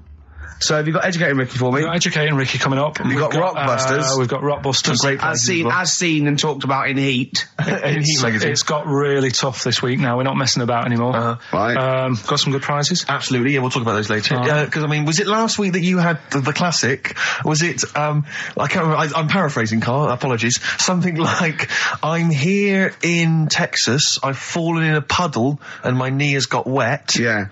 Whitney Houston. Whitney Houston. Yeah. And also, it was last week when there was a little bit of confusion over the one for Holly Valance. Right? Of course.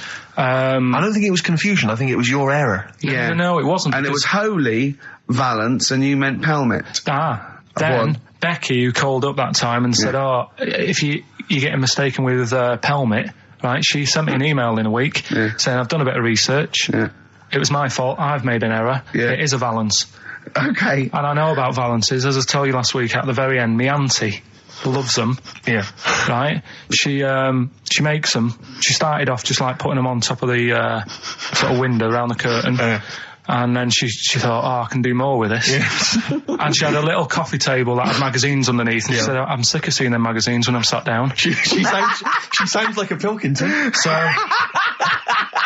I'm sick of seeing them magazines when I sit down. So she put a Valance around the table. She just got Valances around everything now. Right? Then, next step, she tapes everything. She never actually watches telly. She tapes it all because she gets sick of listening to the adverts and that. Yeah. So she tapes everything. So she's got loads of videotapes and that.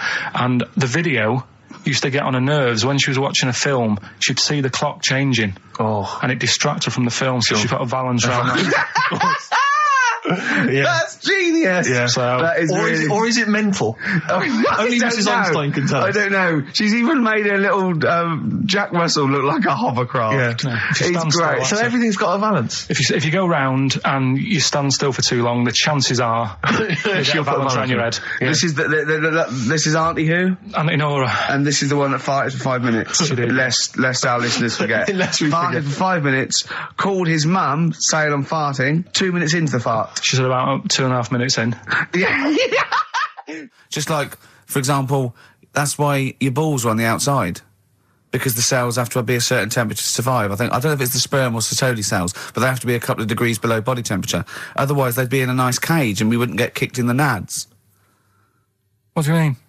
That's why your testicles are on the outside of your body. They have to be a couple of degrees below body temperature. Yeah, but it's not. That isn't why they're there. You see, this is like the chat we had last week about the giraffe having a long neck. What do you mean? They're there because that's where they happen to be. They didn't go, right. Well, that's what evolution is. It's a selection process. It's not a will. The balls didn't say, look, I'm too hot, let's get us outside. Let's get outside of here. All right, hang on a minute then. What? So a little man monkey, right? Theirs are in the same place as ours. Yeah. But they're walking around naked, so it could be anywhere. They could be, like, on the back.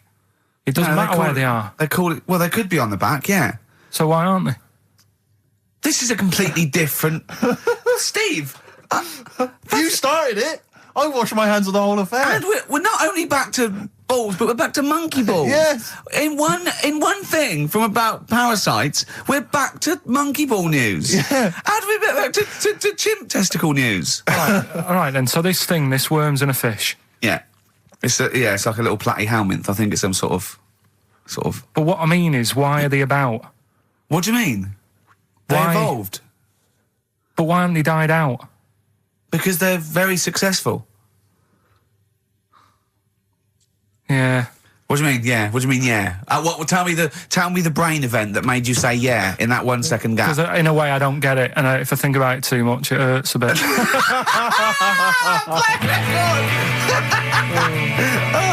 They've just been around for years, Carl. Yeah. Like Cliff Richard or something like that. Yeah. Carl's look at him. Carl looks at you like a cat. Yeah. Whenever we leave him behind, if we don't talk like straight at him and let him see our lips moving, and it's monosyllabic and very slow. Look, he's lost in that conversation there. He just drifted off, didn't you, Carl? No, I just was also thinking on animals and that. Something else I was going to use. Go on. Was This isn't a radio show, is it? I just suddenly caught myself. This is nothing. I told you that before. It's been bad today.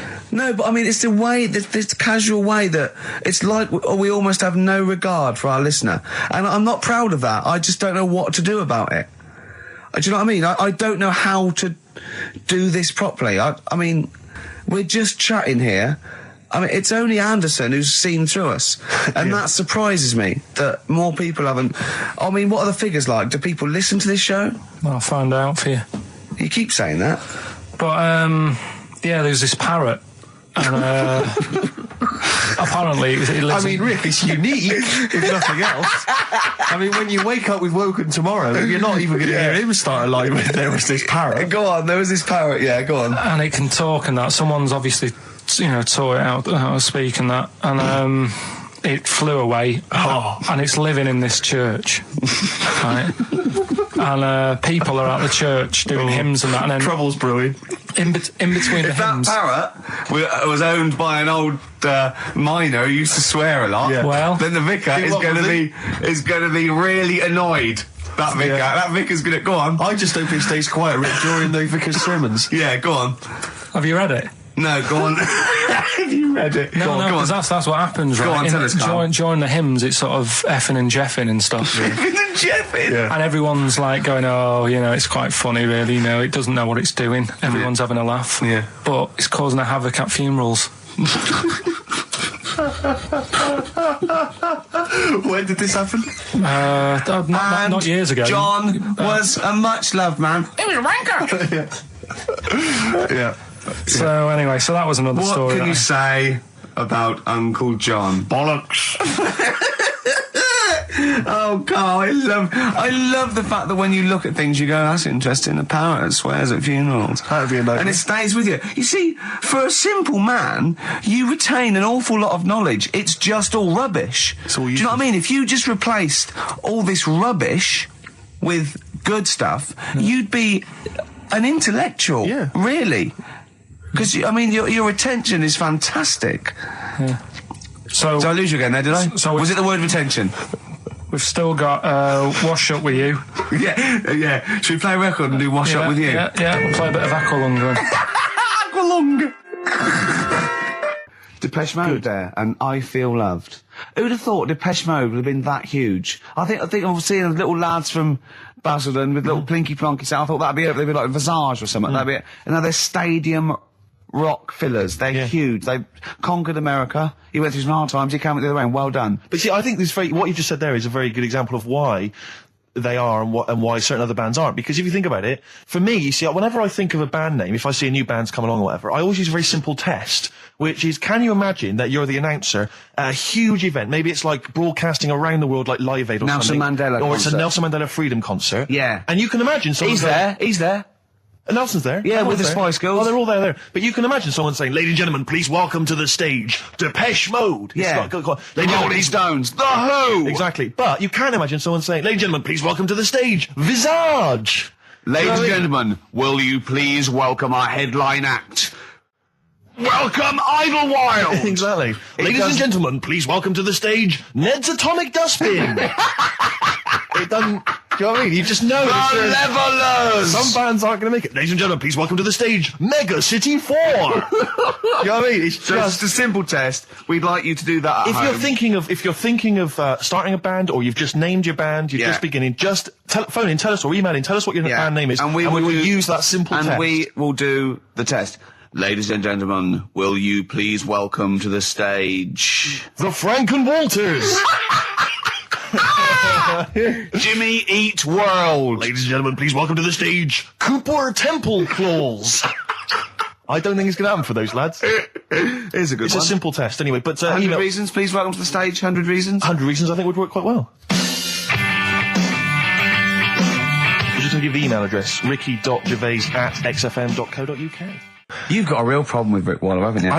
He turns my stomach. I know, but don't... Because he's arrogant as well, though. Exactly. That's the problem. To explain to people that... No, he is a bit arrogant. It's his whole thing, that it's the whole package, so to speak, that you don't Well, there's another thing in this quote, because it's not just the fact that he eats too much. He tried apparently to lose some weight, and he said the first month I lost 11 pounds, the next I lost a stone, but in the third my body did somersaults and I put on 9 pounds. I had a slip up. I can't say when, why, or how, but it just sneaked up on me. Yeah. I don't believe it. Yeah. Don't believe it just sneaked up on him. That body's never done a somersault in its life. No. It just sneaked up on him. Yeah. It was the cakes again. Yeah. It was the same old cakes as before. It was exactly the same problem. Sleep eating. Yeah. It's called. It was the KFC bucket again. It was the family-sized KFC bucket for breakfast. Dear. Poor man. The other thing is that I don't think that's a very good shock tactic for a doctor to tell a 20-something, well, to be honest, you've got 20 years to live. Yeah. That's not, when I was 20, the thought of dying at 40 was fine. Yeah. I didn't want to live to 40. Yeah. I just thought, what can you do when you're 40? Yeah. Just laying around doing nothing. Eating cheese. And then you got there and you discovered... No, but someone said... The dream came true. Sophie here sent me something, and she says, I realise you're not Graham Norton, but I had to send you this. And she sent me the top of a little cream cheesy thing, and it's the brand name is Gervais. How odd that is. They've named a cheese after you. I think it's a big French company, and this is from the Czech Republic. It's all over Europe, and so that would be a dream come true, wouldn't it? If they named a cheese after you. No, I think it's probably ancestors, and so I've cheeses in my blood. Sure, quite literally. It literally is. Yeah. Another heavy Friday night, was it? It comes out of pores like those Play-Doh things. Yeah. I can squeeze out different shapes. Jane, bring the Stilton in. It's Friday night. This isn't fried. Exactly. But yeah, so we can't really have a go at Rick Waller. I eat too much, but you're not big. I mean, one of the other contestants on the Fat Club, Celebrity Fat Club, is another one is Jono Coleman. Oh, we love Jono. Now Jono, I don't know, you know Jono, he's that guy who does, he used to be on TV, and I think he does a breakfast show on a rival station, doesn't he? He's happy, isn't he? He's so trivia, and he's a really nice bloke, Jono. It's funny because he does a breakfast show on Heart, which is wrecking his own. There's a bit of irony. Oh, I love Karl. Thanks, Carl. Do you know what I mean? I love you. I can see where you're coming from. Yeah, that's good. But we've met Jono a couple of times. We saw him at a couple of, not wishing to say not to show off, but a couple of awards dues. Yeah, like that's showing off. But like people would have seen dead there. Well, yeah, but we went to one where everyone was in like tuxedos or suits and ties. Not Jono. Jono was wearing a pair of Bermuda shorts, Big Bermuda and a shorts, Hawaiian knee-length Bermuda shirt. shorts with just these little. But I saw him again another time, feet. and he had shorts on at a similar event, and I've seen him since in the street, and he's all. I'm wondering if he can wear trousers. I don't think he can actually wear trousers. I don't know if there's a medical reason for that, whether he's just, his legs are too fat. I think the material is a waste of money. I think it's just that you can get shorts that big and they're comfortable and, I mean, to be quite honest, I don't want to squeeze into a tuxedo anyway. So, if you can go, I'd love to turn up those things in Bermuda shorts. Well, of course. Flip-flops. But do you think he started off by wearing, maybe he just had the upper half was a tuxedo with the tie and then the shorts for and the comfort. shorts underneath, and he would just have to come in, kind of sneak behind, a sideboard. Potted plants. Or a potted plant, or bring his kids ahead of him. Yeah. You know, And you they are just wearing go- trousers, aren't you? Yeah, of course I am. Yeah. In you go. Kids move a bit. Well, no. Exactly. Of course I'm wearing trousers. Why would What's I? that wearing trousers? And they just thought, oh, this isn't fooling anyone. So now I'm going to make a wacky effort to sort of, The next zone is, I've heard he's going in a grass skirt and a garland around his, and he's going to come in limboing. But you did ask if you could go to the BAFTAs in a dressing gown, didn't you? Just for ease. Yeah. Yeah. This is the Best Of Show on XFM 104.9. I'm Ricky Gervais, with me Stephen Merchant. Yes. I hope you're enjoying the Best Of. What do you mean your fortunes are on the up? Anyway, DJ, where were Well, you? I'll tell you, I was hired. Well, I say hired. I did it as a favour to a friend. His wedding the other week, and I got there. I was thinking, because everyone had their little role to play, and then people were doing a good job. I love you taking it seriously. And I did. I going to a spent wedding. ages putting together some CDs, special selection CDs. I love that. Because what I did is I burned them on iTunes. Did you turn up with your own headphones round your neck? Own headphones, wearing a suit, but headphones. Metal case. Didn't need it. Just had them all in one small box. Brilliant. Boom. I thought this is good stuff. I got some classics here. Give me an example. Give me an example of that, like the first hour, the warm-up hour. Rick, I'm coming straight in with Frankie Valli, Oh What a Night. Brilliant track. I mean, when those beats start at the beginning, who's not getting on the dance floor? Wait a minute, what's this following up? Go on. It's the Jacksons. Well, I Want You Back? I Want You Back. Brilliant. It sounds good at the moment, Karl. Yeah. So I'm thinking, I'm gonna roar this, because they laid on a good spread. The ceremony was nice, food was nice. I'm thinking this is going to be the piece de resistance. Yeah. Alarm bell started ringing. Why? When I realised there was a marquee outside. Of course, it's a balmy summer evening. I'm stuck inside on the dance floor. So I'm thinking I'm going to be struggling here to get them in. And even with flavours like this, I thought I'd struggle, Rick. So I'm sat there in my suit. I'm sat behind this little DJ console. I've got all the big numbers. There's one or two people making some token effort, but frankly, most people are outside everywhere. No. I was livid. Of course, they couldn't hear it out there. So I was playing to an empty room, really, and I was furious. I was absolutely furious. Because, I mean, what is, you're wasting my time. You're wasting now. I could have just stuck the CD on and gone out. They're wasting Frankie Valli's. Frankie Valli's time. They're wasting the Jackson 5's They're time. wasting, D-Light's time. Yeah. And so I'm sat there, and there's a couple of people making a cursory effort. Mainly when they come to get a drink from the bar, they might have a little quick, couple of two. You shout, we don't want your Not lot. interested. All of you or no All one. of you or no one at all. And then there's a microphone set up because people have been doing speeches. This little girl gets on the mic, right? It's being funneled through the speaker system. So every time I put my headphones on, Miss Dynamite, was it? It wasn't sadly Miss Dynamite, although she decided to have a little go at MCing. She was screeching her little head How off. old is she? Oh, I don't know, 8 or 9. At their most annoying. when children are at their most annoying, because they've got a bit of confidence there. They're a bit cocky. They're not shy anymore. They're a bit arrogant. Yeah. She's screeching her head off, so I'm playing, and she doesn't know it. your face! I'm playing into the groove. No one's getting into the groove because she's going mental. She's just going, what's this? What's this? I don't know what this is. Play something I know. I'm thinking I haven't got any bloody DJ Otsu or Crazy Frog. I'm not going to play what you... So she's just screeching along, ruining it for everyone. And I say everyone, there was no one there. So she was ruining it for me. I bet you were really I was angry. furious. But of course as well, every time she screeched, it went through my headphones. So of course and then her dad comes along, right? And I'm thinking, all right, he's seen I what's just happening. imagine you in your suit, sweating, getting annoyed at someone Livid. ruining your set that no one's listening no one's to. listening to.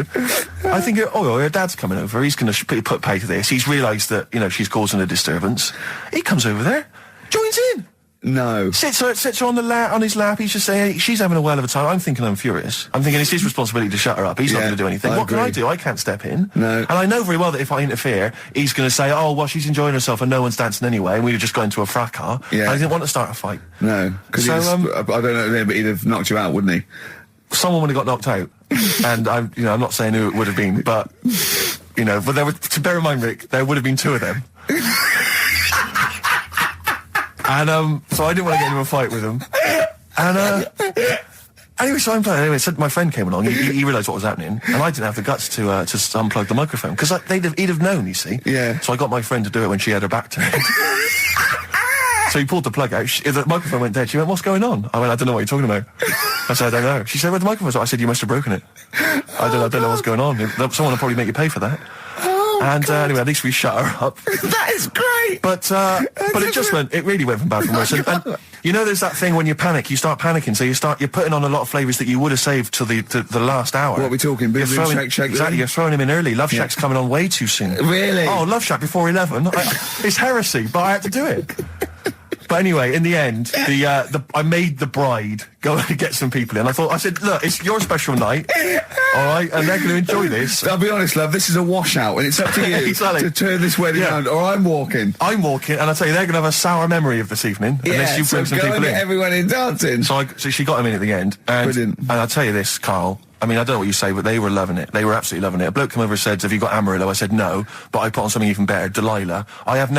Wedding crowds always go for Delilah. A song, of course, about old man killing his wife. But it always goes down very well, strangely, at weddings. They get into a sort of hokey-cokey thing. They went berserk for it. And I was following it up with, I had the monkeys, I had all sorts going on. Brilliant. Of course, you know what happens. What? I'm going great guns. People are absolutely loving it. They're rocking it. I throw in, I had something cracking on at the end. Come On Eileen, of course, was on. People were going berserk for it. Which is unfortunate because the bride's name was Eileen. Yeah. And then the bride pipes up. I'm throwing the bouquet. So they all traipse off outside again. Oh. I was furious. Oh, no. I plugged the microphone back in. I said, "What are you doing?" We got, but they went out there. And, of course, you can't get them back once they've done that because all the women are running around. I got the thing. And then they got to wave everyone off, throw the confetti. They ruined your day. I was having a great time and they ruined it. She ruined your special day. She ruined my special night. Oh, no. It's on her head. What would you put on about now, Karl? What if I was DJing? Yeah. Probably a bit of world party. Go on. Interesting. Into films and that. It's just that I only... I've just got the 5 channels and flicking about, and I'm not impressed. I mean, I can understand why more people listen to radio and stuff. Yeah. Well, not this one, but go on. Well, when was it? When was the last time I sort of sat down and had time? Because I'm always busy doing stuff and that. Sure. Moaning takes up about 3 hours a day. Mm. When did Wimbledon finish? A couple of weeks ago. Right.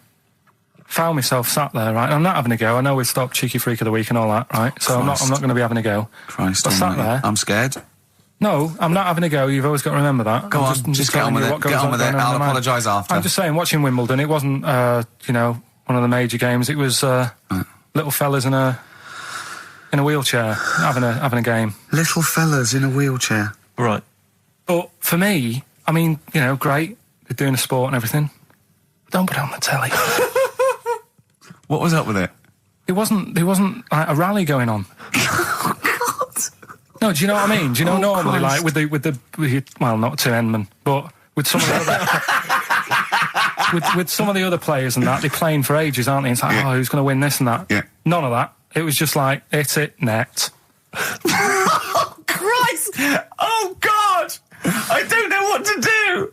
And people were like sat there watching it as well when they've got other games going on in there. That's what I couldn't understand. If you've paid your money to get in, I mean, like I say, good on them. If they, do you know what I mean? But it would have been. And they all start first in the marathon. I just thought it would have, give them a game of swing ball or something. Yeah. You know what I mean? No, yeah, I understand. Oh, God. Yeah. There's never anything XFM in the community. Let's play a tune. Ricky Gervais, Gervais, XFM. Don't put my name to this last link. Don't put my name to this last link. Ricky.Gervais, xfm.co.uk. Oh. Magic, Virgin, if you're listening, we are available probably sooner than we thought. Oasis. and Songbird. It's a nice little ditty It's all right, yeah. of a It's not too Saturday. bad. Yes, thank you. XFM 104.9, Ricky Gervais, Steve Merchant, Karl Pilkington. I think we should go straight into it, Karl. I think we should do the competition. There's Karl in the corner. It seems a little premature. Do you reckon? Yeah, I Do you think reckon so. it's so Yeah, good? We should tease it out of them. Well, it's a big thing. It's just that I've got absolutely nothing to say. Sure. I haven't really. Well, I mean, like often I know you all have spoken to Karl in the week. This week, for some reason, I've been speaking to him. Oh, right. I spoke briefly to him about Michael Jackson and the documentary. Yeah. Now, of course, I thought that was extraordinary. Amazing, I asked amazing Karl's piece of opinion. work. Yeah. And he didn't mention to me the fact that Michael Jackson likes to climb up in trees. No. He didn't mention anything about his bizarre relationship with children. He didn't mention anything about his obsessive billionaire spending sprees. Right. He didn't mention anything about the mannequins he has in his thing, or the fact that he drives around his sort of 7 hotel suites in Las Vegas in a little kind of old people's scooter. The only thing of note for Karl was he said to me, "Did you notice how big his hands are?" I'll tell you what, though, I did. What? Yeah, how you look at the man's got like a face that he's had reconstructed. Well, I can't seem to say that. It's libelous. Yeah, But, he hasn't. He's got an odd he's had two nose face. jobs. Yeah, And you're but looking at his hands. But I think it's because you look at him and he looks a bit like there's a bit of androgyny there, but it's sort of like it is quite a petite sort of old lady's face in a way. But then you see these labourers' hands come out. That's always the way with a tranny, isn't it? You know what I mean? Well, you can't accuse him of being a tranny. No, he's not. No, he's not. What are you saying? No, I know He's got enough issues. Now you're accusing him of being a tranny. I like him. I thought he came out that brilliant. I thought it was really. I really felt sorry for him. No, I think he cleared up a few things as far as I'm concerned. I thought it was a fascinating piece of work, but I did like the shopping spree. That was great. Extraordinary, because he's just got going such around bad just taste. pointing. I know it was bad taste, wasn't it? It was like one of those bizarre shops. Yeah. You know what I mean? There's anything, sort of a gift shop, but they're trying to make it look like Ming. But if And if it's he, sprayed gold. if he'd been living in a trailer park, he'd have been ordering, one of those porcelain dolls dressed like a Harley Davidson I know, bike yeah. rider, or an Elvis commemorative plate. It was the kind of billionaire equivalent of that. But the hands were a giveaway. It's the same as those sort of What do you mean the hands transvestites. were a Well, giveaway? it's like you get What was it about his hands? I didn't Well, even see you his know when you hands. get like a cab driver or something, right? And he decides to turn transvestite about 60, and he goes on Kilroy. Do you know what I mean? It's that way. He got a twin set of pearls, and he goes, "I've never felt so comfortable." But his hands are still big. He's got a little wig, and he's got the lipstick on, and he's with his teenage kids who are going, "Kill me." Do you think But he's it's been having surgery on his hands to make them larger? bigger? Yeah. Is that why he was wearing that glove through most of the Exactly. through the Because edits, but I think he wants to be a goalkeeper. Right. And they said, "Well, you can't, Michael. You got a big hands." It would help him climb the trees. It's right, yeah, and he can play tennis now without a racket.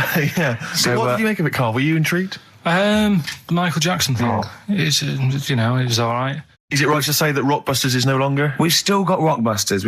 It's hanging on by the Oh, skin of what? its I teeth. thought we got rid of that. I thought we'd all agreed that we got rid of that rubbish. No. I think we should do it. I think people like Nobody it. wants it. Nobody wants it. It's because he got his name in Heat now. It's No, Ricky Gervais, honestly- Steve Merchant, and Karl Pilkington, and Heat said they like Rockbusters. That's why. He's Karl, I pandering. thought we had a He's meeting and we pandering. agreed it was not going to happen anymore.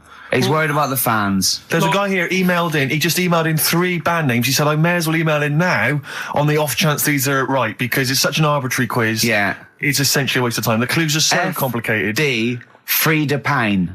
That was a classic. That was a classic Rockbuster, wasn't it? When they start getting a bit ridiculous and that, and people aren't getting them, Oh. then we'll. You can't drink that pop now. Shaka Khan. No, That was another piece of genius. Well, I think we've already reached that stage, Karl, to be I've truthful, only mate. just got in this river, and there's loads of logs. Justin Timberlake, he said river. Lake, he said river. Lake, he said river. Just few of the highlights of Rockbuster. Can you please promise that this is the last one today? Because it's really, I think it's bringing the show down. Steve, he can't promise he'll remember the answers today. How can he promise what's going to happen next week? I still think it's got legs in it. Let's just see how it goes next week. You're not going to bring it back next week. It's got to be finished. We've got to put an end to it. We've got to give it a sort of final sending off. Okay, I'll tell you We've got what. to smother it, Karl, for its own good. So, The competitions don't stop there, sadly. No. Rockbusters. Oh, God. Right, how about, we've got this other thing, right, this other music thing. Yeah. How about we make that part of it? How many competitions have you got? No, well, this is what I'm thinking, right? Because we can, if you're not happy with Rockbusters, if we add a little bit to it, and they love the bit I've added, then we can slowly fade it out without them knowing. That's it. Do 2 of your Rockbusters and one of these. Right. I think Come the on in, prizes, Carl. They're the prizes. Well, let's do the prizes. Quickly go through them then. Yeah. All right, what we got here? Let's speed this up because I'm Sort dropping that off out. now. Yeah, I think I'm already it's pretty bored. either warm in here or this isn't the most scintillating conversation we've ever had. Okay, firstly, there's a CD here. It's tracks that were sampled by various artists, including Jay-Z, Happy Mondays, and so on. It's the original versions. That might be quite good fun. I Sure. Love You. Let me see. It's a number of love songs. Yeah. You've got Blue featuring Elton John on there. Yeah. Chicago, Nat King Cole. Yeah. Great, so I'm sure. Yeah. Retro Dance Masters. Oh, yeah. That's another CD. Dance tracks, obviously, on there. Oh, it's still knocking about. The Best Air Guitar Volume 2. Sure. Rubbish. This is quite good though. It's Paul Whitehouse's TV show Happiness. That's the first series on DVD. We've also got Stephen Polyakoff's The Lost Prince. You can have that in your collection. Probably never watch it, but it might look like you're slightly classy and arty. And Is it subtitles? the best one-hit wonders album in the world ever. You got stuff on there like Nena, 99 Red Balloons, and M's Pop Music. So not that bad a selection actually this week. He's cut out some of the chaff. Yeah, okay. So right, here we go. then. Rockbusters. Rockbusters, first one. We'll do 2 of these and I'll play something in a minute. Right, first one. The Australian picks 2 blokes. What? The Australian picks 2 blokes. The Australian picks 2 blokes. The initial. Yeah, the initial E, right? And the second one, that builder's a bit, I've got that already. It's annoying. that builder is a bit cute. It's a bit cute. Yeah. All right. And that's BT. BT. BT. That builder's a bit cute. Yeah. And the Australian picks 2 blokes, E. And then what I'm going to do now is play some sound effects that make up a song. And you've got to guess what the song is. Go on then, right? just do it and Song then is show short. them Here we go, something. here we go.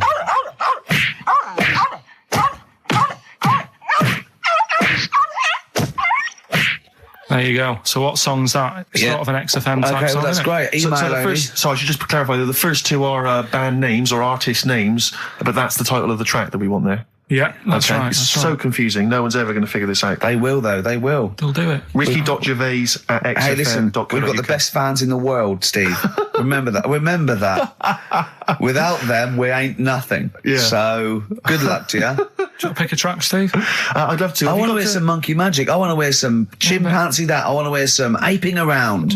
We've got that still to come. Look Oh, forward I to that, Rick. can't believe it. We got Rockbusters. That film sounds good. And we've got, look at him up in Hollywoodant. And we've got like, monkey me, monkey you. We got Gibbon on the horn. Jesse Malin, this is a great track. Moving on. Answers? Nearly done. Let's play Rockbusters. All right. First one was the Australian picks 2 blokes. The initial was E. The answer there, Eminem. Eminem. All right. The second one, that builder is a bit cute. The initials there were BT. That was Bonnie Tyler.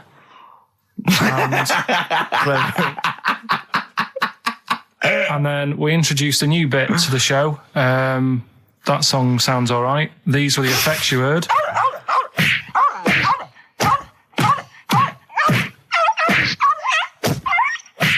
And that was Prodigy, Smack My Bitch Up. Who are you punching there? And could I just say, no animal was harmed in the taping of that effect. There you go. No. Right, so have you got a winner? Yes, Rob Preston from Croydon. He has got all 3 correct, and he wins a selection bag of shite. Exactly. So, so good luck. Enjoy that, Rob. Yeah, if you can. Yeah. Sell it. Record and tape exchange within 40 minutes of receiving it. I imagine one good album that he likes. Bob Dylan on the tracks for all this bag of shite, please. Should we play a record? Absolutely. Can I just ask now, what are we thinking with Rockbusters? Are we sticking with this, or because I really thought we'd cancelled it? What about that format we've just done where there's like 2... This is another off-air discussion, I think. Well, I just feel the listeners should be able to contribute. They do. Yeah. They phone in and say, the show's rubbish, move on. Can we experiment on Karl? I'm a doctor. Yes. Yeah. We've got Rockbusters. That's Have we? still No, going no strong. feelings on that. No, Fair but enough. he's said he's going to buck his ideas up. do you want to go on with the other prizes with what we're giving away later? What is this for Rockbusters? Well, We don't give away prizes. We throw away prizes. Yeah, it's cleaning out some drawers at XFM. Go on. I'm just having a quick look through before I... because we've sort of revamped Rockbusters a bit. There's that extra bit in it now, isn't there, that audio bit? You're selling it. You're big sell. Oh, we're There's not a going DVD straight there. into that yet, then. There's a DVD. yeah. There's a DVD there. What's that? I'll go through them later, Rick. I just need to absorb it. Don't get excited, mate. So, Rockbusters, Carl? Yeah. I'm not a champion of Rockbusters, as you know, but I think it's overstayed its welcome. But I'm willing to go Well, I along think with Carl's just giving the fans what they want here. it. Okay. It's a popular thing, isn't it? Got some good The prizes. press are behind it. Let me tell you what the prizes are. It's a dance music compilation, Cream Trance Anthems 2003. I've been Brilliant. playing a lot of trance on the Well, station. I put that on quite a lot and danced to it Exactly. myself. There's the original motion picture soundtrack to the forthcoming film adaptation. When you've seen the film, I'm sure that will mean more to you. You like that, don't you? It's a good movie, yeah. Nicolas Cage I playing haven't seen himself it. and a twin brother. And it's written by Spike, it's directed by Spike Jonze. Joined at the, what? No, they're not joined at the hip at all, or at the face. And we've also got the best one-hit wonders album in the world ever. What have we got on there? We've got things like The Crazy World of Arthur Brown, brilliant. Nina, 99 Red Balloons. The Rembrandt. In fact, it kicks off with Nina. Sure. That's followed up by I'll Be There For You, the theme from Friends by the Rembrandts. Yeah. And of course, Breakfast at Tiffany's by Deep Blue Something. Brilliant. Deep Blue Something. Is What that the happened worst to name ever? I think it possibly is. No, Sixpence None the Richer. Sixpence None the Richer, That's a quite pretty bad name. Okay, again, I know we've got a lot of chill-out fans who listen to us, so the best chill-out album ever. Yeah. Bear in mind, of course, all these prizes collated by Karl from, I guess, people's drawers. Yeah, maybe their look in your bags. drawer, look in your drawer. Oh, dearie me. What is it? The only thing probably worth having is it's topical, if nothing else, Karl. A 7-inch by the White Stripes, Merry Christmas from the White Stripes. That was their exclusive Brilliant. Christmas single. So if you So want that's early, isn't it? It's You worth get that. saying. It is worth A lot of people have got to wait 11 months before that's released. Or is it last Christmas's? Exactly. And I have never heard of this DVD. Go on. I like to think of myself as being fairly familiar with TV and films, but I have never heard of Stephen King's Rose Red. Welcome On to DVD. a place evil calls home. And it's on DVD, it's certificate 12, so don't imagine anything too shocking.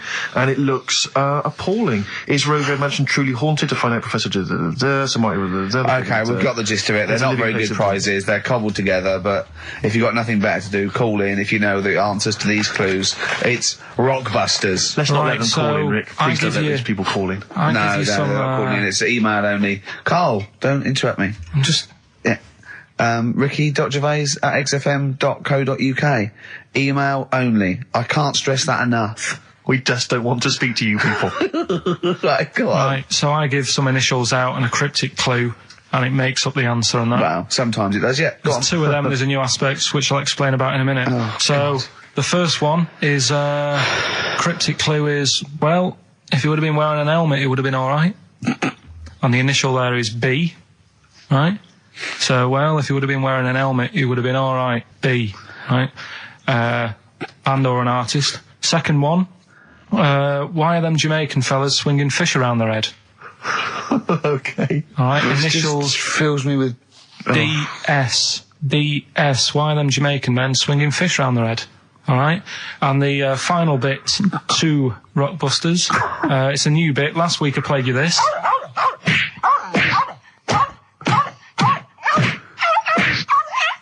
His face goes along with it. That's someone beating up a dog. That was Smack My Bitch Up, right? So here's some sound effects and that, and they make up a song. I could listen to him talk Hang on, all day. let's have a listen to the effects.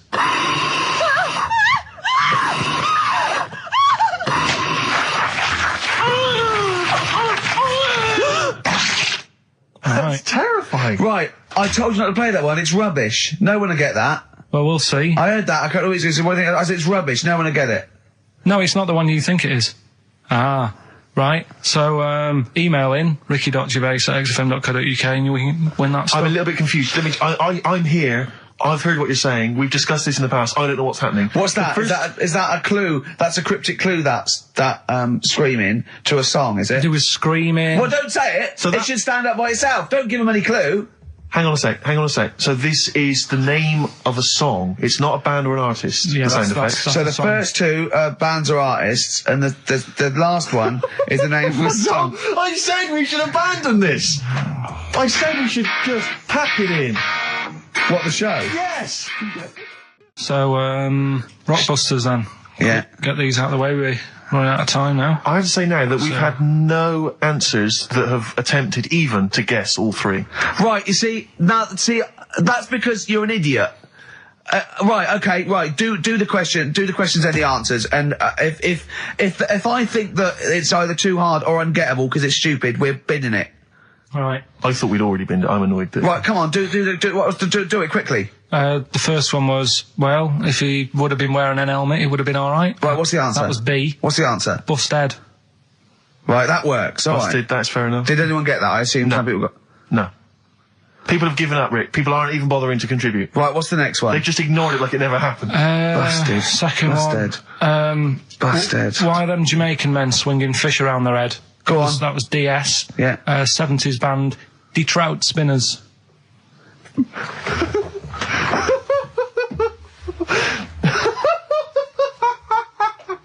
The Detroit Spinners have become the D-Trout Spinners. Yeah. Okay. Brilliant.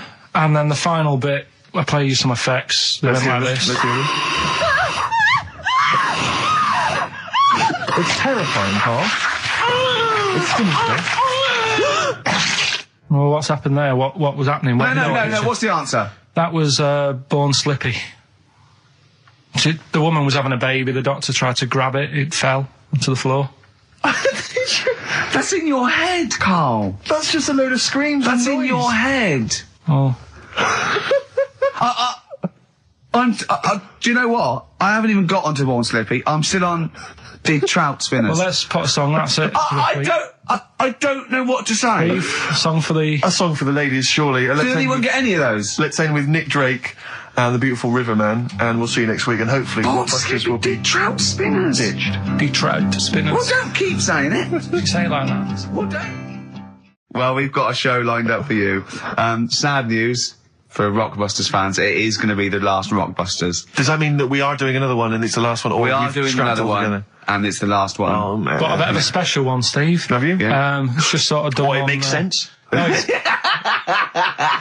First time only. no, it's done on accents because I'm running out of like clues and that to use. Oh, is this as good as the Jamaican one?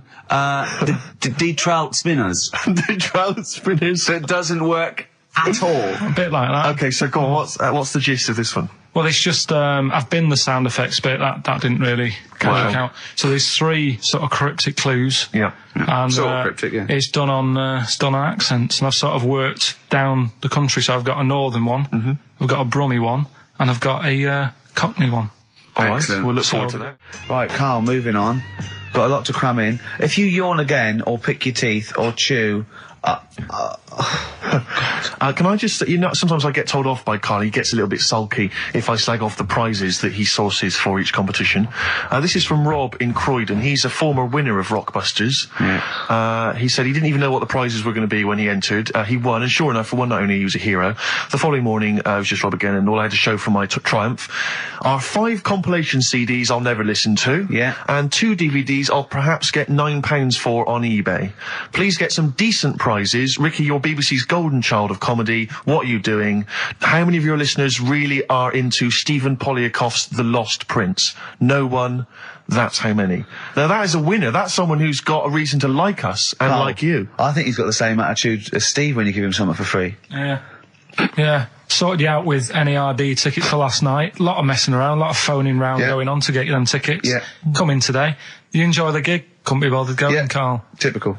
Yeah. I didn't say I couldn't be bothered going, Karl. You just assumed that was the case. You're right, but Well, the point is this, Karl. Once you've given me the tickets, they are mine to do with as I see fit. the thing is, what annoys me is, right, I bet he hasn't even listened to them CDs. He might find something on there. That's his point, I think. Yeah, to be fair. But I don't want to give them stuff that's too good, because then they'll listen to CDs instead of XFM. Of course, there's always careful planning. So You always got an answer.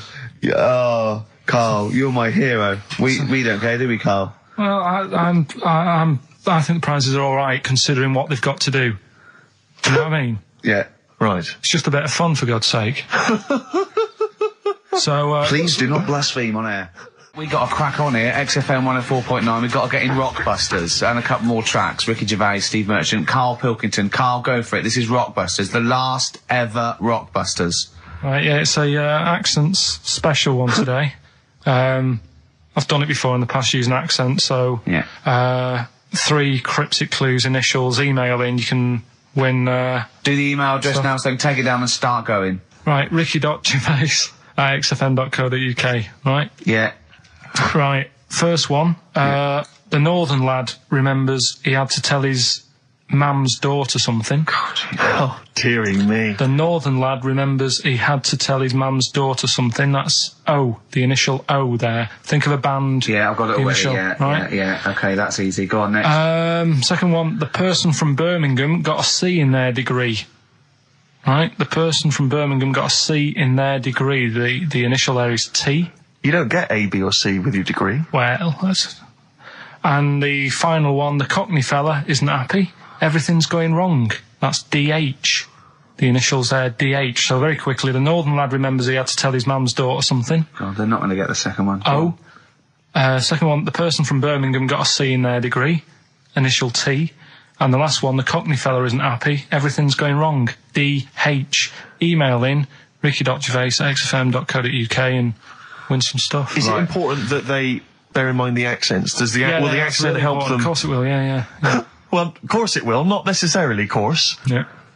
So, Right, do that. Right, You the can, Valentine special, Letter to Hermione, one of the greatest love songs ever, and you've got a couple of minutes. Please Do you know the email funny it. thing is? Well, we're all getting stressed here. We're going to run out of time again. We haven't had enough answers. We left it so late. We had so much rubbish to pack in. You did it on purpose. What? What do you mean? You did it on purpose. What left? I love Rockbusters. I think it's the highlight of the week. But I remember again, in the early days of Rockbusters, we used to get reams of emails. Do you know how many we've had today?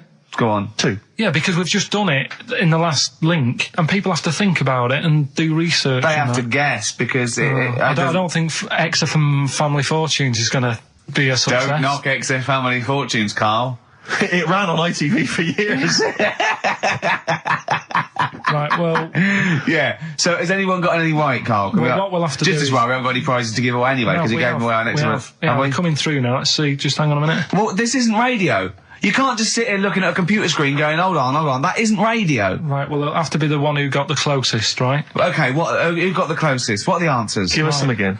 Right, the northern lad remembers he had to tell his mates, his mum's daughter something. I'm so glad this is the last one ever. This is the last, I promise, it's the last Rockbuster ever. The northern lad remembers he had to tell his mum's daughter something. That was O. Yeah, I know that. What was it? Oasis. Oasis.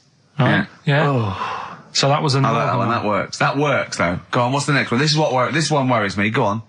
The person from Birmingham got a C in their degree. No idea. That was T. Go on. Toto. 2-2. A C as well. Just made it up. A C. 2-2. I love it. I love it. Toto. Well, Toto. right, no, did anyone get Toto. that? Yeah. You are I just saw joking. it on an email. Right, Someone come on. got that. What was the Right, last okay. one? That's extraordinary. Last one. The Cockney fella isn't happy. Everything is going wrong. Going back in time a bit. The initials DH. Going back in time a bit. Yeah, that for the song. It's not a sort of. Oh, modern right. song. I remember. I thought I didn't hear that first time round. Cockney fella isn't happy. Everything's going wrong. The initials were DH. Yeah. That was Dan Hill. Right. Dan Hill. Nobody got that one. That's a tricky one. But Steve, do you want to pick someone who got a couple? No. I mean, I imagine Dan Hill was on everyone's lips. I mean, I'm a lot of sorry, people- I think I know about music, but I don't know who Dan Hill is. Sometimes when we touch. Yeah, the honesty is too much. It's Doesn't ring any an bells to me. awful ballad from about 1973. Yeah. Right? No one would get Dan Hill. Did anyone get Dan Hill? Well, I don't know, Steve. You are just. I'm not going to check. I can't be bothered. I just want to celebrate that it's over. I'm just pleased that we're finished with Rockbusters. What? Right. Did anyone get it? Hang on a minute. I've got to Put that one check. back. I want to hear that answer again. What? Carl, leave the mouse alone and let me find that one. Right. That is someone's contempt for you. Yeah. They've put Oasis, fair enough. Second one, Travis, they've just gone. Third one, Oliver Hardy. They don't care. That's how much contempt people have for What's the you. answer? NERD? Yeah. Provider. Oh, I hope the Sonys weren't listening to that. I'm not going to come in for a couple of weeks. I'm not going to be here next week. Okay, no, leave it a couple of weeks. Yeah. Right, I think we should just take a break. Everyone should just take a break. do a special or a best of, Karl, because this is. Well, I've got to go away and rethink this whole thing because I think it's actually probably damaging our reputation. Definitely. What are you going to do next week? Are you going to come in, Karl? I'll have to be here to play it out, won't I? Fine. Yeah, right. Because we didn't give the winners of the competition. See you later. Yeah, I'm not going to be here. Trying to stop suddenly in Italy. TB. Turing brakes. It's like a rockbuster, Karl. They were the good old days. I know, yeah. Painkiller on XFM 104.9. But look, Rockbusters is gone. Forget Rockbusters. Long live Songs of Phrase. Over to you, Karl. All right, well... You know, Rockbusters was one of the things they were protesting about last time. that was why I just had to listen to them. They just kept stopping me in the street as I was trying to get to the tube. You've got to stop Rockbusters, it's run out of steam, they said, and I'm glad. Yeah. That's why they always do it on a Saturday. Yeah. They make their way to Leicester Square for 3 o'clock. Yeah. Because I remember saying to you about Einstein, who do you think's clever? You weren't impressed with it. I said Einstein, and you went, this is a quote, you went Einstein, well, yeah. Now, I've never needed...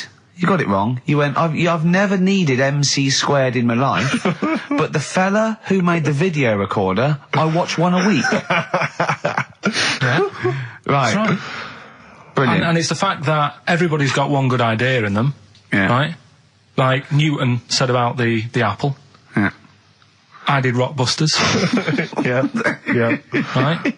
And there was this thing that was on the website. Right, anyway, what I'm thinking is Rockbusters coming back for a bit. What?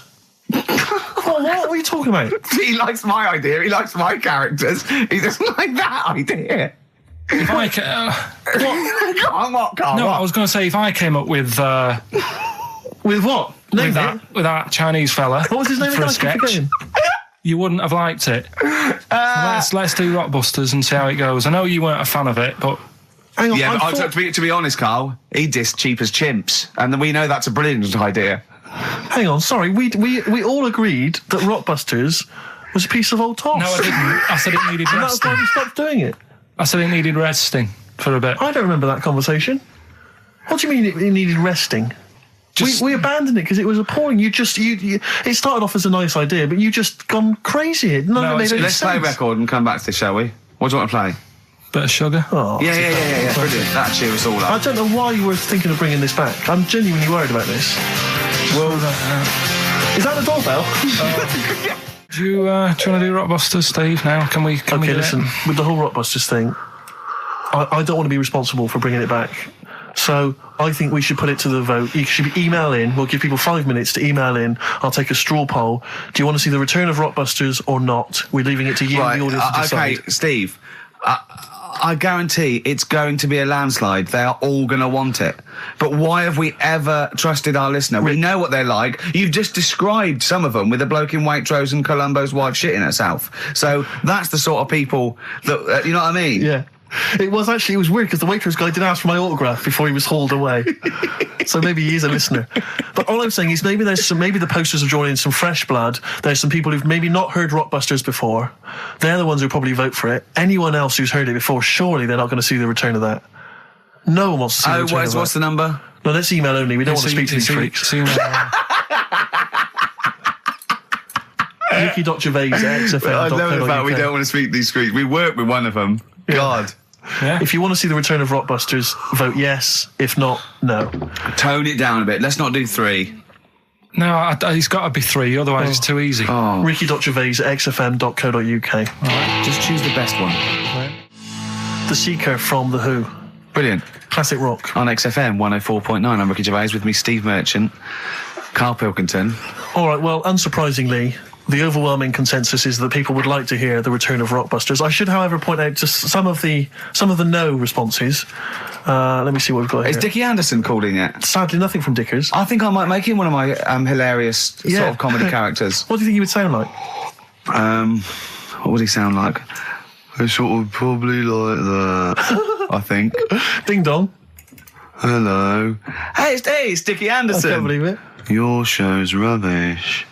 Something like that? I mean, I think you should work on them perhaps before you... You're saying there's not a lot of substance to these I'm guys? just saying that, once the novelty of the doorbell has worn off... I don't think you understand comedy on radio, I'm not Steve, sure I do, to but, be honest. Listen to Noel Evans, listen to Moyles. You'll see you don't need to riff with it. It's just, you just do the doorbell and just say they're here. Right. That's all you need to do. Sure. So that's the main thing. Well, so we've had a couple I'm of thinking of some responses. more characters as well. We'll keep working on those. Yeah. Marcus has emailed. He says no to Rockbusters. He hasn't heard it, but it sounds rubbish. Believe me, you couldn't be more right. Well, does The Office sound good as a title? All right. This is someone else. Don't bring back Rockbusters. Please, can we have more Holy Fook? You're not pronouncing it right, I Steve. know. I was just a bit edgy there. It's Holy Fuck, the little Chinese fella. Holy Fuck, the little funny Chinese fella. No, okay, all right. Well, otherwise, Carl, other than those few negative ones, most people want to see the return of Rockbusters. So, Go on then. tell people what the prizes Let's go. Let's do it. Yeah. Are these the prizes?